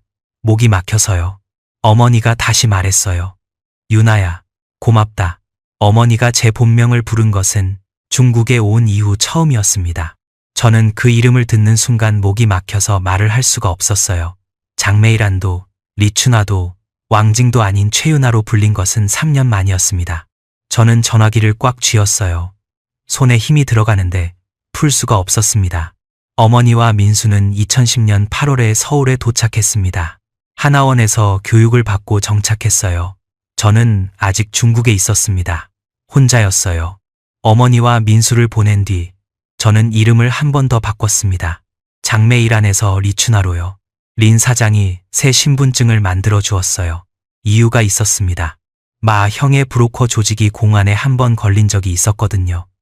마 형 자체는 잡히지 않았지만 조직원 한 명이 잡혔어요. 그 조직원이 신문 과정에서 어떤 이름들을 말했을 수 있었습니다. 장메이란이라는 이름이 공안의 수배 목록에 올라갔을 가능성이 있었어요. 그래서 저는 리춘화가 되었습니다. 그 무렵 한국에 있는 어머니에게서 소포가 왔습니다. 마형의 네트워크를 통해 전달된 것이었어요. 소포 안에는 사진 3장이 들어 있었습니다. 첫 번째 사진은 어머니와 민수가 서울의 아파트 거실에서 찍은 것이었어요. 어머니가 웃고 계셨습니다. 진짜 웃음이었어요. 긴장해서 웃는 것이 아니라 정말로 기뻐서 웃는 얼굴이었습니다. 저는 그 사진을 보면서 처음으로 어머니의 진짜 웃음을 본 것 같았어요. 두 번째 사진은 민수가 병원에서 찍은 것이었어요. 어머니의 진료 결과지를 들고 엄지를 치켜 세우고 있었습니다. 어머니의 기침은 만성기관지염이었는데 치료가 가능하다는 뜻이었어요. 세 번째 사진은 어머니가 병원 침대에 앉아서 카메라를 보고 있는 것이었는데 사진 뒷면에 어머니의 글씨가 있었습니다. 유나야, 빨리 와. 저는 그 3글자를 보면서 한참 동안 사진을 가슴에 안고 있었어요. 리추나로서의 생활은 장매일한 때보다 조심스러웠습니다. 저는 회사를 옮겼어요. 새 회사는 일본 가전회사의 중국 지사였습니다. 일본어는 할 줄 몰랐지만 중국어와 영어 통역이 필요했어요. 월급은 4,500위안으로 올랐습니다. 저는 그 돈을 모았어요. 한국으로 가기 위한 비용이 필요했으니까요. 2011년 저는 선양에서 상하이로 이동하기로 결정했습니다. 선양에 너무 오래 머물렀어요. 한 도시에 오래 있을수록 위험이 커졌습니다. 아는 사람이 늘어나고 질문이 늘어나고 실수할 확률이 높아지니까요. 선양에서 상하이까지는 기차로 24시간이 걸렸습니다. 저는 경좌, 가장 싼 좌석표를 샀어요. 기차 안에서 하룻밤을 보내야 했습니다. 기차에 올라탔을 때 객차 안은 사람들로 가득했어요. 옆자리에는 50대의 아주머니가 앉아 있었습니다. 그 아주머니가 저에게 말을 걸었어요. 어디까지 가? 저는 웃으면서 대답했습니다. 상하이요. 취직하러요. 그 아주머니가 제 얼굴을 보면서 말했어요. 젊은 게 혼자 먼 길 가네. 부모님은? 저는 순간 목이 막혔습니다. 부모님, 아버지는 어딘가에 끌려가 계시고 어머니는 바다 건너 서울에 계셨어요. 저는 웃으면서 말했습니다. 하얼빈에 계세요. 전화는 자주 해요. 거짓말이 너무 자연스럽게 나왔어요. 그것이 저를 슬프게 했습니다. 거짓말에 익숙해진다는 것은 진짜 나를 잃어간다는 뜻이었으니까요. 기차가 밤새 달렸습니다. 저는 잠들지 못했어요. 객차에 불이 꺼지고 다른 승객들이 잠든 뒤에도 저는 창밖을 보고 있었습니다. 기차 창 너머로 중국의 밤이 흘러가고 있었어요. 가끔 작은 마을의 불빛이 보였다가 사라졌습니다. 저는 품 안에서 수첩을 꺼냈어요. 어둠 속에서 수첩의 가죽 표면을 손으로 쓸었습니다. 아버지의 손때가 묻은 수첩. 이 수첩이 저를 여기까지 데려왔고 이 수첩이 저를 한국까지 데려갈 것이었습니다. 상하이에 도착한 것은 다음 날 오후였어요. 상하이역에서 내렸을 때 사람들의 수에 저는 압도당했습니다. 선양도 큰 도시였지만 상하이는 차원이 달랐어요. 건물들이 하늘을 찔렀고 거리마다 외국인들이 보였습니다. 영어, 일본어, 프랑스어가 거리에서 들렸어요. 저는 그 소리들 사이에서 이상한 안도감을 느꼈습니다. 외국인이 많다는 것은 저처럼 다른 곳에서 온 사람이 눈에 띄지 않는다는 뜻이었으니까요. 상하이에서 저는 다시 이름을 바꿨습니다. 리추나에서 왕징으로요. 3번째 신분증이었습니다. 상하이에서 저는 무역회사에 취직했어요. 한국 화장품을 중국에 수입하는 회사였습니다. 월급은 6,000위안이었어요. 저는 한 달에 4,000위안을 쓰고 2,000위안을 모았습니다. 상하이에서의 생활은 선양보다 자유로웠습니다. 하지만 자유롭다는 것이 안전하다는 뜻은 아니었어요. 상하이에 온 지 3달쯤 되었을 때 집 앞에서 이상한 일이 있었습니다. 퇴근하고 아파트 골목으로 들어서는데 남자 2명이 골목 입구에 서 있었어요. 둘 다 검은 점퍼를 입고 있었습니다. 한 명이 담배를 피우고 있었고 다른 한 명은 휴대전화를 보고 있었어요. 저는 그 2 사람을 보는 순간 발걸음이 멈췄습니다. 보이부에서 감시조를 운영할 때 감시원 배치가 저렇게 생겼거든요. 한 명은 자연스러운 행동을 하고 다른 한 명은 주변을 살핍니다. 저는 골목을 지나치고 큰 길로 돌아갔어요. 편의점에 들어가서 물 한 병을 사고 20분을 기다렸습니다. 다시 골목에 갔을 때 그 2 사람은 없었어요. 아파트에 올라가서 창문으로 밖을 내려다보았습니다. 골목은 비어 있었어요. 저는 한참을 창가에 서 있었습니다. 그 사람들이 공안이었는지 그냥 동네 사람이었는지 저는 알 수 없었어요. 확인할 방법이 없었습니다. 하지만 그날 밤 저는 비상 가방을 쌌어요. 옷 한 벌, 수첩, 만년필, 현금. 언제든 떠날 수 있게요. 그 비상 가방은 그 뒤로 침대 밑에 항상 놓여 있었습니다. 상하이에서 지낸 2년 동안 한 번도 꺼내 쓰지 않았지만 저는 매일 밤 그 가방이 있다는 것을 확인하고 잠들었어요. 2012년 겨울 위험한 일이 한 번 더 있었습니다. 회사 동료 한 명이 저에게 이상한 질문을 한 거예요. 왕징 씨, 고향이 하얼빈이라고 했죠? 나도 하얼빈인데 어느 구 출신이에요? 저는 미리 외워둔 주소를 말했어요. 난강구요. 그 동료가 고개를 갸웃하면서 말했습니다. 난강구, 거기 중학교가 3곳인데 어디 나왔어요? 저는 순간 머릿속이 하얗게 되었어요. 중학교 이름은 외워두지 않았거든요. 저는 이 순간을 넘기기 위해 보이부에서 배운 기술을 사용했습니다. 상대방의 질문에 질문으로 대답하는 것이었어요. 저는 웃으면서 말했습니다. 언니가 하얼빈 출신이에요? 몰랐네. 졸업한 지 오래돼서 이름이 기억이 안 나는데 언니 학교는 어디였어요? 그 동료는 자기 학교 이야기를 시작했어요. 저는 위기를 넘겼습니다. 하지만 그날 밤 저는 집에 돌아와서 하얼빈의 모든 중학교 이름을 외웠습니다. 새벽 3시까지 인터넷을 검색하면서요. 이것이 가짜 인생의 일상이었어요. 한순간이라도 방심하면 모든 것이 무너질 수 있었습니다. 그해 겨울 어머니에게서 전화가 왔어요. 한국에서 쓰는 선불 전화기로 저에게 연락하신 것이었습니다. 어머니의 목소리는 예전보다 밝았어요. 유나야, 여기 병원에서 약을 받으니까 기침이 많이 나았다. 저는 그 말을 듣고 울 뻔했지만 참았어요. 어머니가 이어서 말했습니다. 민수가 검정고시 준비하고 있다. 공부를 잘하더라. 민수가 전화기를 받았어요. 누나, 여기 라면이 정말 맛있어. 누나 오면 같이 먹자. 저는 웃었습니다. 민수는 여전히 먹는 얘기부터 하는 아이였어요. 전화를 끊고 나서 저는 한참 동안 전화기를 잡고 있었습니다. 어머니의 목소리와 민수의 목소리가 귓가에 남아 있었어요. 그 목소리들이 사라지는 것이 아까웠습니다. 2013년, 저는 상하이에서 4번째이자 마지막 이름을 만들었습니다. 천샤오첸. 이번에는 린 사장이 아니라 상하이의 다른 브로커를 통해 만든 신분증이었어요. 린 사장과의 연락은 2012년 이후 끊겼습니다. 린 사장이 공안에 잡혔다는 소문을 들었어요. 저는 그 소식을 듣고 며칠 동안 잠을 제대로 자지 못했습니다. 린 사장이 신문당하면서 제 이름을 말할 수도 있었으니까요. 하지만 저는 이미 왕징이었고 곧 천샤오겜이 될 예정이었기 때문에 리춘화와 장메이라는 더 이상 저와 연결되지 않았습니다. 천샤오겜으로서 저는 상하이에서 2년을 더 살았습니다. 그 사이에 저는 한국행 경로를 스스로 찾아냈어요. 브로커에게 의존하지 않는 방법이었습니다. 상하이에서 인천으로 가는 비행기를 타는 것이었어요. 천샤오게 신분증으로 여권을 만들고 인천행 비행기표를 사는 것이었습니다. 여권을 만드는 데에는 시간이 걸렸어요. 중국에서 여권을 발급받으려면 호적 소재지의 공안국에서 신청해야 했습니다. 천샤오의 호적 소재지는 장시성 난창이었어요. 저는 난창까지 직접 가야 했습니다. 2015년 봄, 저는 난창에 가서 여권을 신청했습니다. 공안국 창구에서 서류를 내밀었을 때 저는 손이 떨리지 않았어요. 8년 동안 가짜 이름으로 살아온 저에게 공안 앞에서 침착한 척하는 것은 이미 일상이 된 것이었습니다.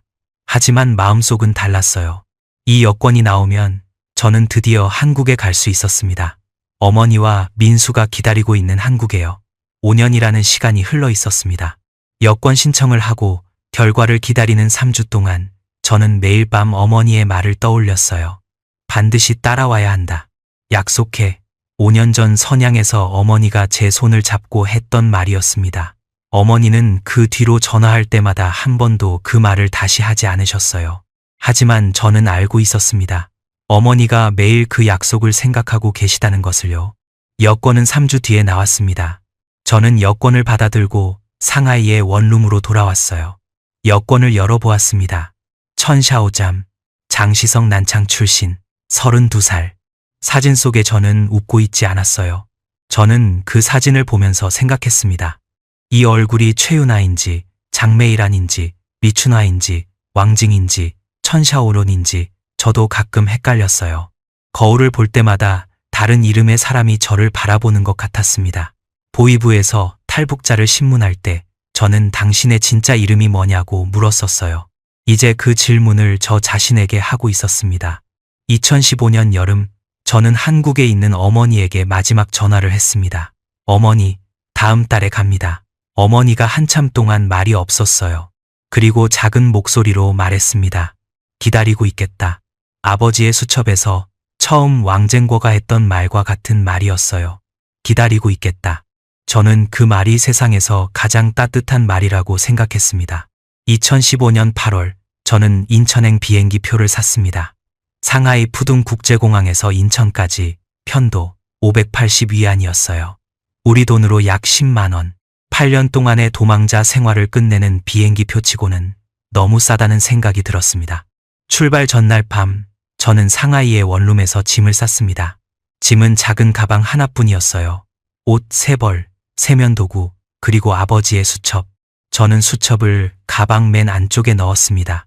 그리고 수첩 마지막 페이지에 끼워둔 그 문서를 확인했어요. 해외 비자금 계좌 목록. 종이가 많이 낡아 있었지만 글씨는 아직 읽을 수 있었습니다. 저는 이 문서를 8년 동안 가지고 다녔어요. 이름을 4번 바꾸고 도시를 3번 옮기면서도 이 문서만은 버리지 않았습니다. 왜 버리지 않았을까요? 솔직히 말하면 저도 잘 모르겠어요. 이것이 아버지가 저에게 남긴 유일한 것이었으니까 라고 말할 수도 있겠지만 그것만은 아니었습니다. 이 문서 안에는 아버지가 왜 숙청당했는지, 보위부가 무엇을 감추고 있는지가 적혀 있었습니다. 저는 이것을 세상에 알려야 한다고 생각했어요. 아버지가 목숨을 걸고 지킨 것이니까요. 2015년 8월 23일, 저는 상하이 푸둥 국제공항에 도착했습니다.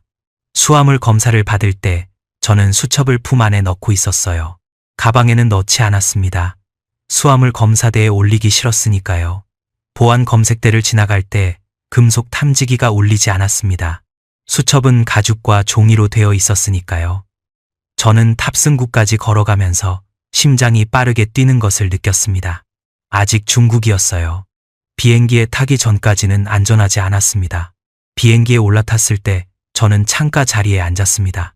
비행기가 활주로를 달리기 시작했어요. 바퀴가 땅에서 떨어지는 순간 저는 눈을 감았습니다.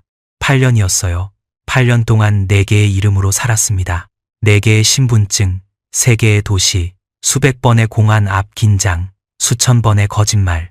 그 모든 것이 이 비행기와 함께 끝나고 있었습니다. 비행기가 이륙하는 순간을 기억하시는 분이 계실 거예요. 바퀴가 땅에서 떨어지는 그 순간 몸이 살짝 뜨는 느낌이요. 저에게 그 순간은 8년 동안 발목을 잡고 있던 무언가가 끊어지는 느낌이었어요. 저는 눈을 감은 채로 울었어요. 소리를 내지 않았습니다. 옆좌석 사람이 알아채지 못하게요. 눈물이 턱을 타고 흘러내렸고 저는 손등으로 닦았습니다. 비행기 창밖으로 중국 대륙이 멀어지고 있었습니다. 저는 창밖을 보면서 생각했어요. 이제 저는 바다 위에 있었습니다.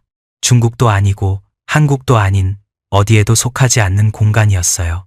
바다 위에 저는 장메이란도 아니고 리춘화도 아니고 왕징도 아니고 천샤오첸도 아니었습니다. 최윤아도 아니었어요. 저는 이름 없는 사람이었습니다. 그 이름 없는 시간이 8년 중에서 가장 평화로웠습니다. 2시간 뒤 비행기가 인천국제공항에 착륙했습니다. 저는 입국 심사대 앞에 섰어요. 천샤오 때의 여권을 내밀었습니다. 입국 심사관이 여권을 보더니 물었어요. 방문 목적이 뭡니까? 저는 중국어 억양의 한국어로 대답했습니다. 관광입니다. 심사관이 도장을 찍어주었어요. 입국장을 나오는 순간 공기가 달랐습니다. 중국의 공항과는 다른 냄새가 났어요. 커피와 빵 냄새, 그리고 뭔가 깨끗한 냄새였습니다. 안내 방송이 한국어로 흘러나왔어요. 인천국제공항에 오신 것을 환영합니다. 저는 그 한국어를 듣고 멈춰 섰습니다. 이 말이 저에게 하는 말이라는 것이 믿기지 않았어요. 환영합니다. 누군가가 저를 환영하고 있었습니다. 발밑의 바닥이 깨끗하게 빛나고 있었어요.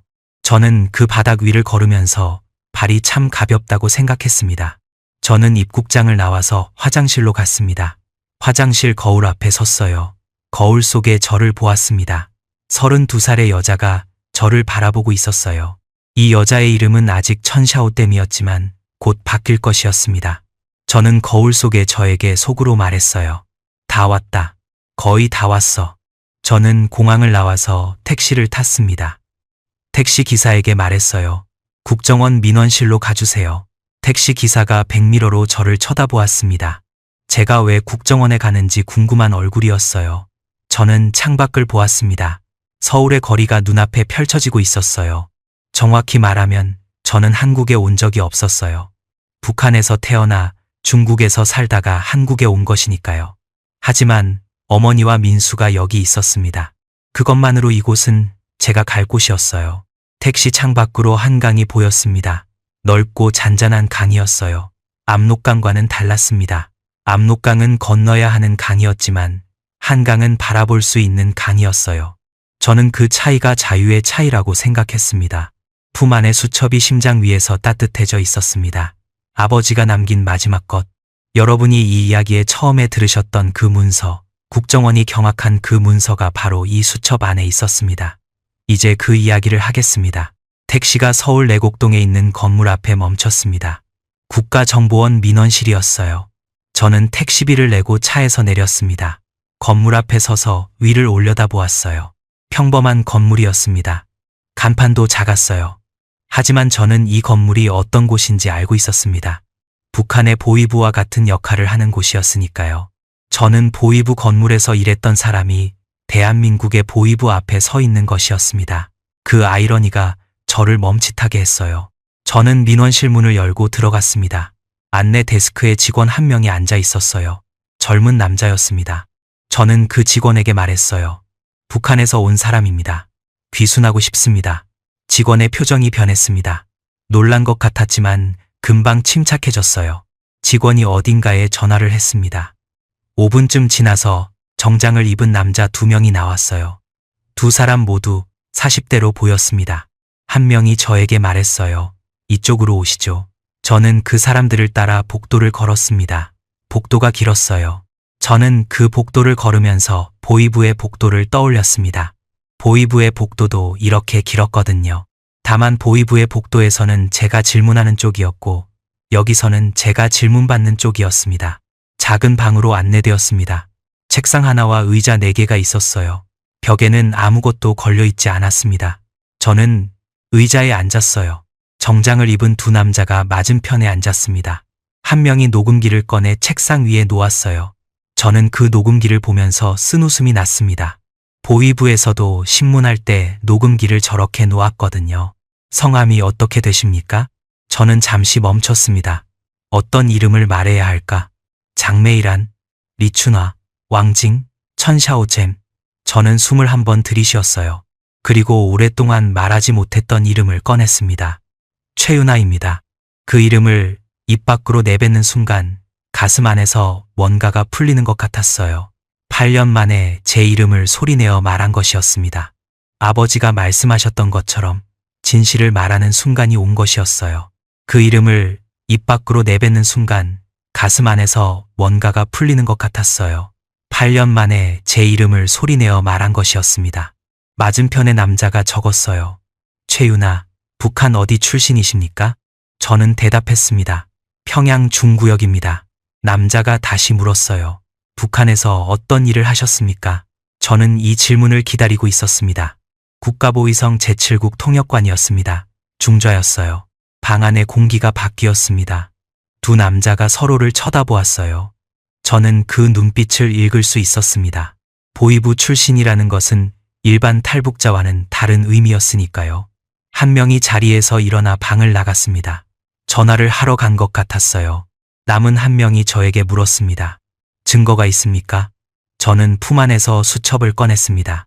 낡은 가죽 수첩, 8년 동안 4개의 도시를 거치면서 저와 함께한 수첩이었어요. 저는 수첩을 책상 위에 놓았습니다. 이 수첩은 제 아버지 것입니다. 아버지는 보위부 제3국 대좌였어요. 남자가 수첩을 집어 들었습니다. 페이지를 넘기기 시작했어요. 저는 말했습니다. 마지막 페이지를 보세요. 남자가 마지막 페이지를 펼쳤습니다. 접힌 종이 한 장이 있었어요. 남자가 그 종이를 꺼내서 펼쳤습니다. 종이를 읽기 시작했어요. 남자의 표정이 변했습니다. 처음에는 집중하는 얼굴이었는데 읽으면서 점점 눈이 커졌어요. 남자가 종이에서 눈을 떼고 저를 보았습니다. 이게 진짜입니까? 저는 고개를 끄덕였어요. 아버지가 보위부 내부에서 빼돌린 문서입니다. 해외 비자금 계좌 목록이에요. 계좌 소유자들의 이름과 은행, 금액이 적혀 있습니다. 남자가 급하게 자리에서 일어났습니다. 종이를 들고 방을 나갔어요. 저는 혼자 방에 남았습니다. 방 안이 조용했어요. 형광등이 미세하게 떨리는 소리만 들렸습니다. 저는 책상 위에 놓인 수첩을 바라보았어요. 수첩에서 문서가 빠져나간 자리가 텅 비어 있었습니다. 8년 동안 품에 안고 다니던 것을 내려놓으니 가슴이 가벼워지는 것 같으면서도 허전했어요. 15분쯤 지나서 아까 나갔던 남자 2명이 돌아왔습니다. 그런데 1명이 더 있었어요. 50대 초반으로 보이는 남자였는데 아까 2사람과는 분위기가 달랐습니다. 눈빛이 날카로웠어요. 그 사람이 저 앞에 앉았습니다. 자기소개 없이 바로 질문을 시작했어요. 최윤아 씨, 이 문서에 적힌 계좌 번호 중에서 본인이 직접 확인한 것이 있습니까? 저는 대답했습니다. 직접 확인한 것은 없습니다. 하지만 아버지가 보위부 제3국에서 대외 자금 관리 업무를 담당하셨기 때문에 이 문서에 접근할 수 있었던 것은 사실입니다. 그 사람이 고개를 끄덕였어요. 그리고 연달아 질문을 쏟아냈습니다. 아버지의 직위, 아버지의 상관, 보위부 제3국의 조직 구조, 해외 자금이 어떤 경로로 이동하는지, 보위부가 중국에서 어떤 사업을 하는지, 저는 아는 것은 대답하고 모르는 것은 모른다고 했어요. 보위부에서 신문당하는 사람들이 가장 많이 하는 실수가 뭔지 저는 알고 있었습니다. 모르는 것을 아는 척하는 것이었어요. 저는 그 실수를 하지 않았습니다. 조사는 그날 하루로 끝나지 않았습니다. 저는 국정원의 보호시설로 옮겨졌어요. 작은 방이었습니다. 침대와 책상이 있었고 화장실이 딸려 있었어요. 문은 바깥에서 잠겼습니다. 저는 그 방에서 혼자 앉아 있으면서 생각했어요. 보위부의 조사실과 국정원의 보호시설이 이렇게 비슷하다니. 방의 크기도, 가구 배치도, 바깥에서 잠기는 문도 비슷했습니다. 다만 한 가지가 달랐어요. 보위부의 조사실에서는 물을 달라고 하면 오지 않았지만 여기서는 물을 달라고 하면 3분 안에 왔습니다. 그 차이가 체제의 차이라고 저는 생각했어요. 조사는 일주일 동안 계속되었습니다. 매일 오전 9시에 시작해서 오후 5시에 끝났어요. 질문하는 사람이 매일 바뀌었습니다. 어떤 사람은 부드럽게 물었고 어떤 사람은 날카롭게 물었어요. 저는 모든 질문에 같은 톤으로 대답했습니다. 보위부에서 신문하는 법을 배웠기 때문에 신문 받는 법도 알았으니까요. 셋째 날, 한 조사관이 저에게 물었습니다. 최윤아 씨가 보위부에서 탈북자를 신문한 적이 있다고 했는데 그 사람들은 어떻게 되었습니까? 저는 그 질문에 잠시 말을 잇지 못했어요. 제가 신문했던 사람들, 저는 그 사람들의 얼굴을 기억하고 있었습니다.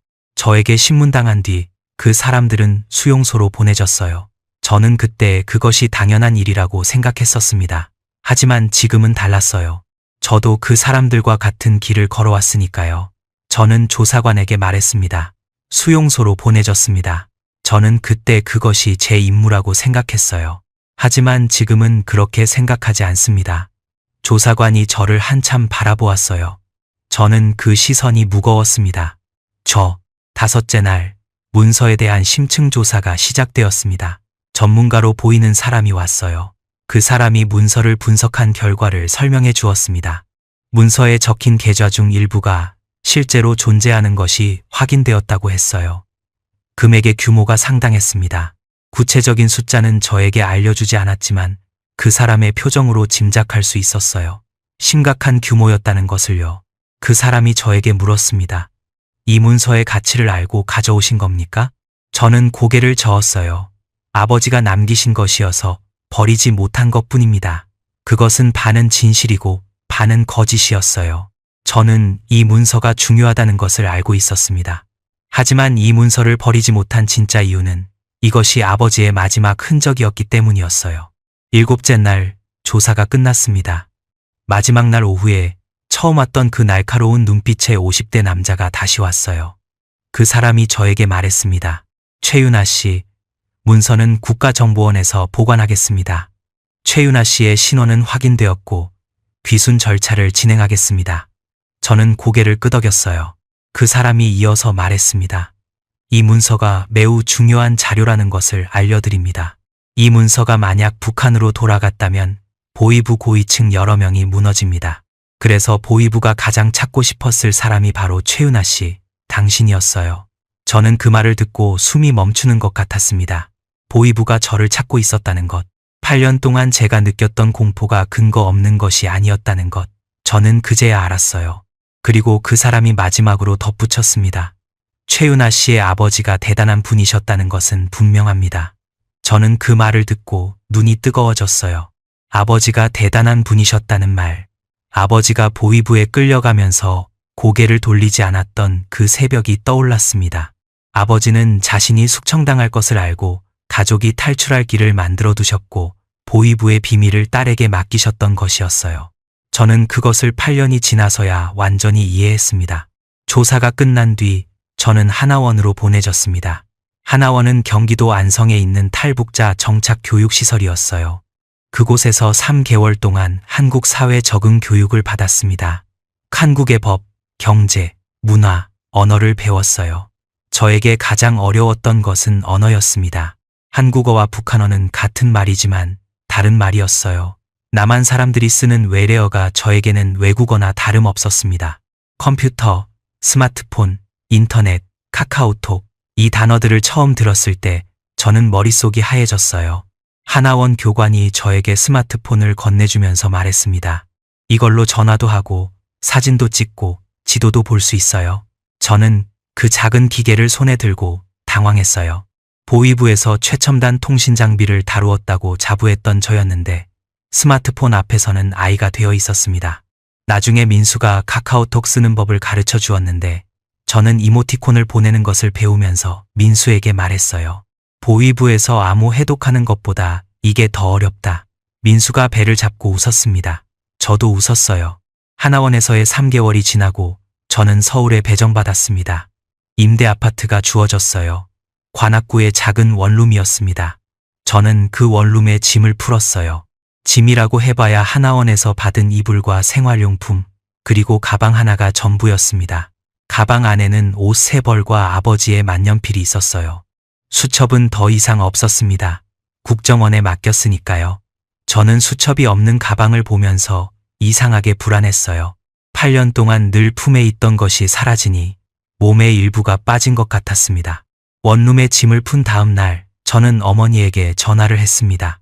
어머니는 서울 노원구에 살고 계셨어요. 저는 지하철을 타고 노원구로 갔습니다. 지하철을 타는 것도 처음이었어요. 사람들이 너무 많았고 모두 스마트폰을 보고 있었습니다. 저는 노선도를 보면서 환승역을 찾았어요. 2번 갈아타야 했습니다. 노원역에서 내려서 어머니의 아파트까지 걸어갔습니다. 오래된 아파트였어요. 엘리베이터가 없는 5층 건물이었습니다. 어머니는 4층에 살고 계셨어요. 저는 계단을 올라갔습니다. 4층 복도 끝에 어머니의 집이 있었어요. 저는 초인종을 눌렀습니다. 안에서 발소리가 들렸어요. 문이 열렸습니다. 어머니가 서 있었습니다. 어머니는 5년 전보다 많이 늙어 계셨어요. 머리카락이 반 이상 하얗게 되어 있었습니다. 얼굴에 주름이 깊어져 있었어요. 하지만 눈은 같았습니다. 저를 바라보는 그 눈이 같았어요. 어머니가 저를 보는 순간 입을 손으로 막았습니다. 어머니의 눈에서 눈물이 흘러내렸어요. 어머니는 말을 하려고 했지만 목소리가 나오지 않는 것 같았습니다. 저도 말이 나오지 않았어요. 어머니가 저를 안았습니다. 어머니의 품에서 익숙한 냄새가 났어요. 된장과 비누 냄새가 섞인 어머니만의 냄새였습니다. 중국에서도 비행기 안에서도 국정원에서도 맡지 못했던 냄새였어요. 저는 어머니의 품에서 울었습니다. 소리를 내서 울었어요. 8년 동안 소리를 내지 않고 울었던 저였는데 어머니 품에서는 소리가 나왔습니다. 어머니도 울고 계셨어요. 어머니는 제 머리를 쓸어넘기면서 같은 말을 반복했습니다. 왔구나, 왔구나, 왔구나. 민수가 안에서 뛰어나왔습니다. 민수는 26살이 되어 있었어요. 키가 많이 컸습니다.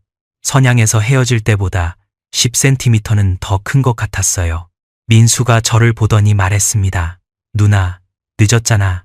민수의 눈도 젖어 있었지만 민수는 웃고 있었어요. 저도 웃었습니다. 울면서 웃었어요. 울면서 웃는 것이 가능하다는 것을 저는 그날 처음 알았습니다. 어머니의 집에 들어갔습니다. 작은 거실에 밥상이 차려져 있었어요. 어머니가 미리 준비해 두신 것이었습니다. 밥상 위에는 된장찌개, 김치, 계란말이, 시금치 나물이 있었어요. 어머니의 음식이었습니다. 저는 밥상 앞에 앉았어요. 된장찌개 냄새를 맡는 순간 평양의 우리 집 부엌이 떠올랐습니다. 일요일마다 네 사람이 둘러앉아 먹던 그 밥상이요. 어머니가 밥을 떠주셨어요. 저는 숟가락을 들었습니다. 된장찌개를 한 숟가락 떴어요. 입에 넣었습니다. 어머니의 맛이었어요. 중국에서 8년이 지났는데 어머니의 된장찌개 맛은 변하지 않았습니다. 저는 숟가락을 든 채로 한참 멈춰 있었어요. 눈이 뜨거웠지만 참았습니다. 민수가 제 옆에서 말했습니다. 누나, 왜 안 먹어? 식기 전에 먹어. 저는 웃으면서 한 숟가락 더 떴어요. 밥을 먹고 난 뒤 어머니가 차를 끓여주셨습니다. 저는 거실 바닥에 앉아서 어머니와 민수를 번갈아 보았어요. 세 사람이 한 방에 앉아 있는 것이었습니다. 평양에서 네 사람이었던 가족이 이제 세 사람이 되어 서울의 작은 아파트에 모여 있었어요. 밥상 안쪽 자리가 비어 있었습니다. 아버지가 앉으시던 자리였어요. 저희 셋은 아무도 그 자리에 대해 말하지 않았습니다. 하지만 세 사람 모두 그 빈자리를 보고 있다는 것을 저는 알았어요. 저는 어머니에게 말했어요. 어머니, 아버지 수첩을 국정원에 드렸어요. 어머니가 고개를 끄덕였습니다.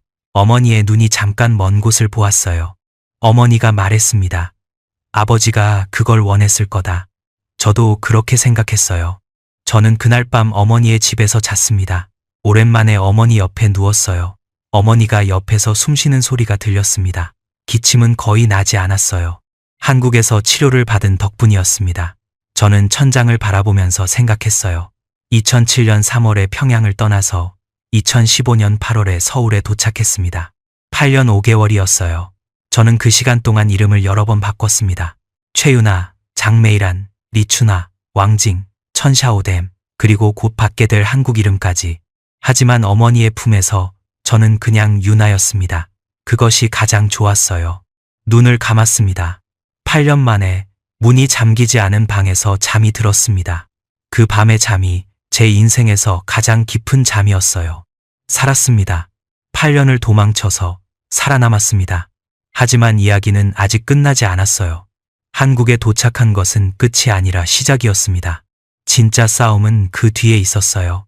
마지막 이야기를 하겠습니다. 어머니의 집에 들어갔습니다. 작은 거실에 밥상이 차려져 있었어요. 어머니가 미리 준비해 두신 것이었습니다. 밥상 위에는 된장찌개, 김치, 계란말이, 시금치 나물이 있었어요. 어머니의 음식이었습니다. 저는 밥상 앞에 앉았어요. 된장찌개 냄새를 맡는 순간 평양의 우리 집 부엌이 떠올랐습니다. 일요일마다 네 사람이 둘러앉아 먹던 그 밥상이요. 어머니가 밥을 떠주셨어요. 저는 숟가락을 들었습니다. 된장찌개를 한 숟가락 떴어요. 입에 넣었습니다. 어머니의 맛이었어요. 중국에서 8년이 지났는데 어머니의 된장찌개 맛은 변하지 않았습니다. 저는 숟가락을 든 채로 한참 멈춰 있었어요. 눈이 뜨거웠지만 참았습니다. 민수가 제 옆에서 말했습니다. 누나, 왜 안 먹어?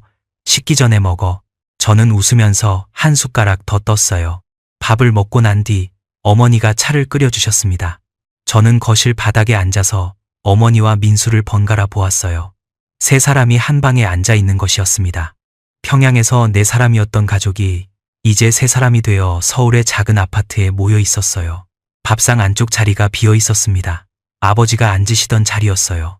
저희 셋은 아무도 그 자리에 대해 말하지 않았습니다. 하지만 세 사람 모두 그 빈자리를 보고 있다는 것을 저는 알았어요. 저는 어머니에게 말했어요. 어머니, 아버지 수첩을 국정원에 드렸어요. 어머니가 고개를 끄덕였습니다. 어머니의 눈이 잠깐 먼 곳을 보았어요. 어머니가 말했습니다. 아버지가 그걸 원했을 거다. 저도 그렇게 생각했어요. 저는 그날 밤 어머니의 집에서 잤습니다. 오랜만에 어머니 옆에 누웠어요.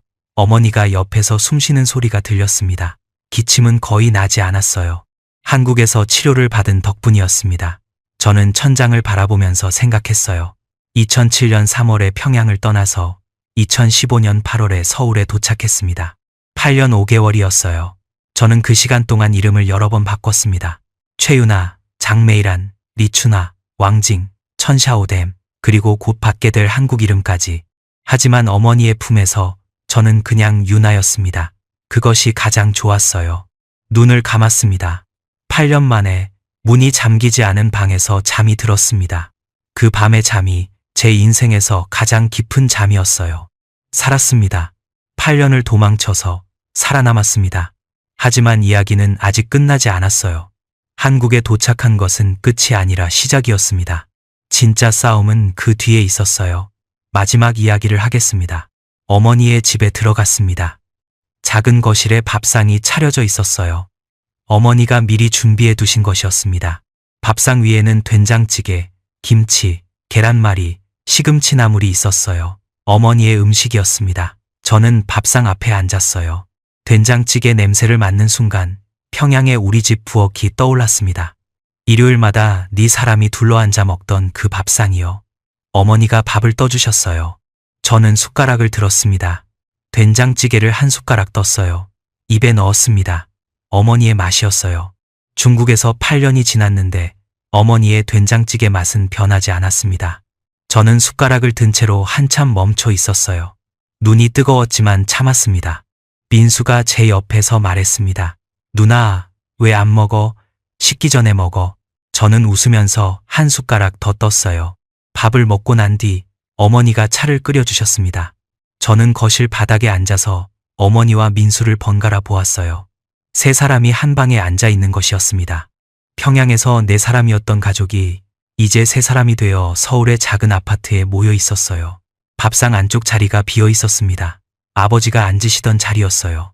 저희 셋은 아무도 그 자리에 대해 말하지 않았습니다. 하지만 세 사람 모두 그 빈자리를 보고 있다는 것을 저는 알았어요. 저는 어머니에게 말했어요. 어머니, 아버지 수첩을 국정원에 드렸어요. 어머니가 고개를 끄덕였습니다. 어머니의 눈이 잠깐 먼 곳을 보았어요. 어머니가 말했습니다. 아버지가 그걸 원했을 거다. 저도 그렇게 생각했어요. 저는 그날 밤 어머니의 집에서 잤습니다. 오랜만에 어머니 옆에 누웠어요. 어머니가 옆에서 숨쉬는 소리가 들렸습니다. 기침은 거의 나지 않았어요. 한국에서 치료를 받은 덕분이었습니다. 저는 천장을 바라보면서 생각했어요. 2007년 3월에 평양을 떠나서 2015년 8월에 서울에 도착했습니다. 8년 5개월이었어요. 저는 그 시간 동안 이름을 여러 번 바꿨습니다. 최유나, 장메이란, 리추나, 왕징, 천샤오댐, 그리고 곧 받게 될 한국 이름까지. 하지만 어머니의 품에서 저는 그냥 유나였습니다. 그것이 가장 좋았어요. 눈을 감았습니다. 8년 만에 문이 잠기지 않은 방에서 잠이 들었습니다. 그 밤의 잠이 제 인생에서 가장 깊은 잠이었어요. 살았습니다. 8년을 도망쳐서 살아남았습니다. 하지만 이야기는 아직 끝나지 않았어요. 한국에 도착한 것은 끝이 아니라 시작이었습니다. 진짜 싸움은 그 뒤에 있었어요. 마지막 이야기를 하겠습니다. 저는 이 이야기를 왜 하는 걸까요? 사실 저는 이 이야기를 하고 싶지 않았습니다. 보위부에서 일했다는 것을 세상에 알리고 싶지 않았어요. 부끄러웠으니까요. 하지만 의사 선생님이 저에게 말했습니다. 당신의 이야기가 누군가에게 힘이 될 수 있어요. 저는 그 말을 오래 생각했어요. 그리고 결심했습니다. 이 이야기를 듣고 계신 분들 중에 혹시 지금 도망치고 계신 분이 있을지 모르겠습니다. 꼭 나라를 떠나는 도망이 아니어도요. 과거에서 도망치고 계신 분, 기억에서 도망치고 계신 분, 자기 자신에게서 도망치고 계신 분. 저는 8년을 도망쳤습니다. 4개의 이름으로 도망쳤어요. 하지만 결국 저를 살린 것은 도망이 아니었습니다. 멈추는 것이었어요. 멈추고 돌아보고 받아들이는 것이었습니다. 아버지가 저에게 가르쳐준 것은 중국어만이 아니었습니다. 아버지는 저에게 살아남는 법을 가르쳐 주셨어요. 그리고 살아남은 뒤에 어떻게 살아야 하는지도 수첩 안에 남겨두셨습니다. 수첩의 첫 페이지에 아버지가 적어놓은 말이 있었어요. 저는 중국에서 8년 동안 그 말을 수천 번 읽었습니다.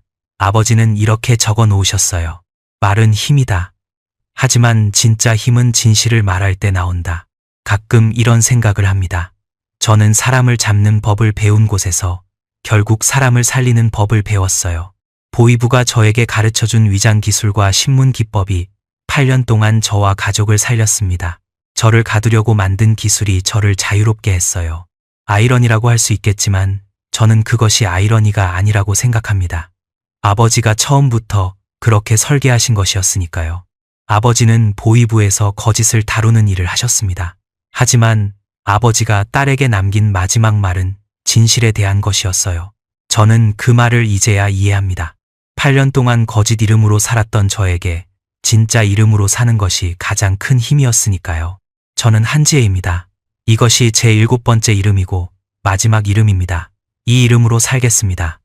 여기까지가 저의 이야기입니다. 긴 이야기를 끝까지 들어주셔서 감사합니다. 이름이란 무엇일까요? 우리는 태어나면서 이름을 받습니다. 부모가 붙여준 그 이름 안에는 기대와 사랑과 기도가 들어 있습니다. 그런데 이 이야기의 주인공은 이름을 7번 바꿔야 했습니다. 바꿀 때마다 자기 자신의 일부를 잘라내었죠. 철학자 폴 리케르는 말했습니다. 인간의 정체성은 자기 이야기를 말할 수 있을 때 비로소 완성된다. 그렇다면 자기 이름조차 말할 수 없는 사람은 존재하되 존재하지 않는 사람인 것이죠. 이 영상을 만들면서 저는 계속 한 가지를 생각했습니다. 아버지가 새벽에 끌려가면서 고개를 돌리지 않은 그 장면 말이죠. 고개를 돌리면 발걸음을 멈출 것을 알았기 때문인 것입니다. 사랑하는 사람을 위해 사랑하는 사람을 보지 않는 것. 이것이 제가 이해한 부모의 사랑이었습니다. 말하지 않음으로써 말하고 돌아보지 않음으로써 지키는 사랑이요. 듣고 계신 분들 중에 그런 등을 기억하시는 분도 계실 겁니다. 말없이 출근하시던 아버지의 등, 새벽 부엌에 서 계시던 어머니의 등, 그 등이 하고 싶었던 말을 우리는 너무 늦게 알아듣습니다. 이 이야기가 누군가의 기억 속에 있는 그 등을 떠올리게 했다면 저는 그것으로 만족합니다. 오늘은 여기까지입니다. 여러분 소중한 구독과 좋아요로 응원해 주시면 저에게 큰 도움이 됩니다. 지금까지 탈북 감동 스토리였습니다.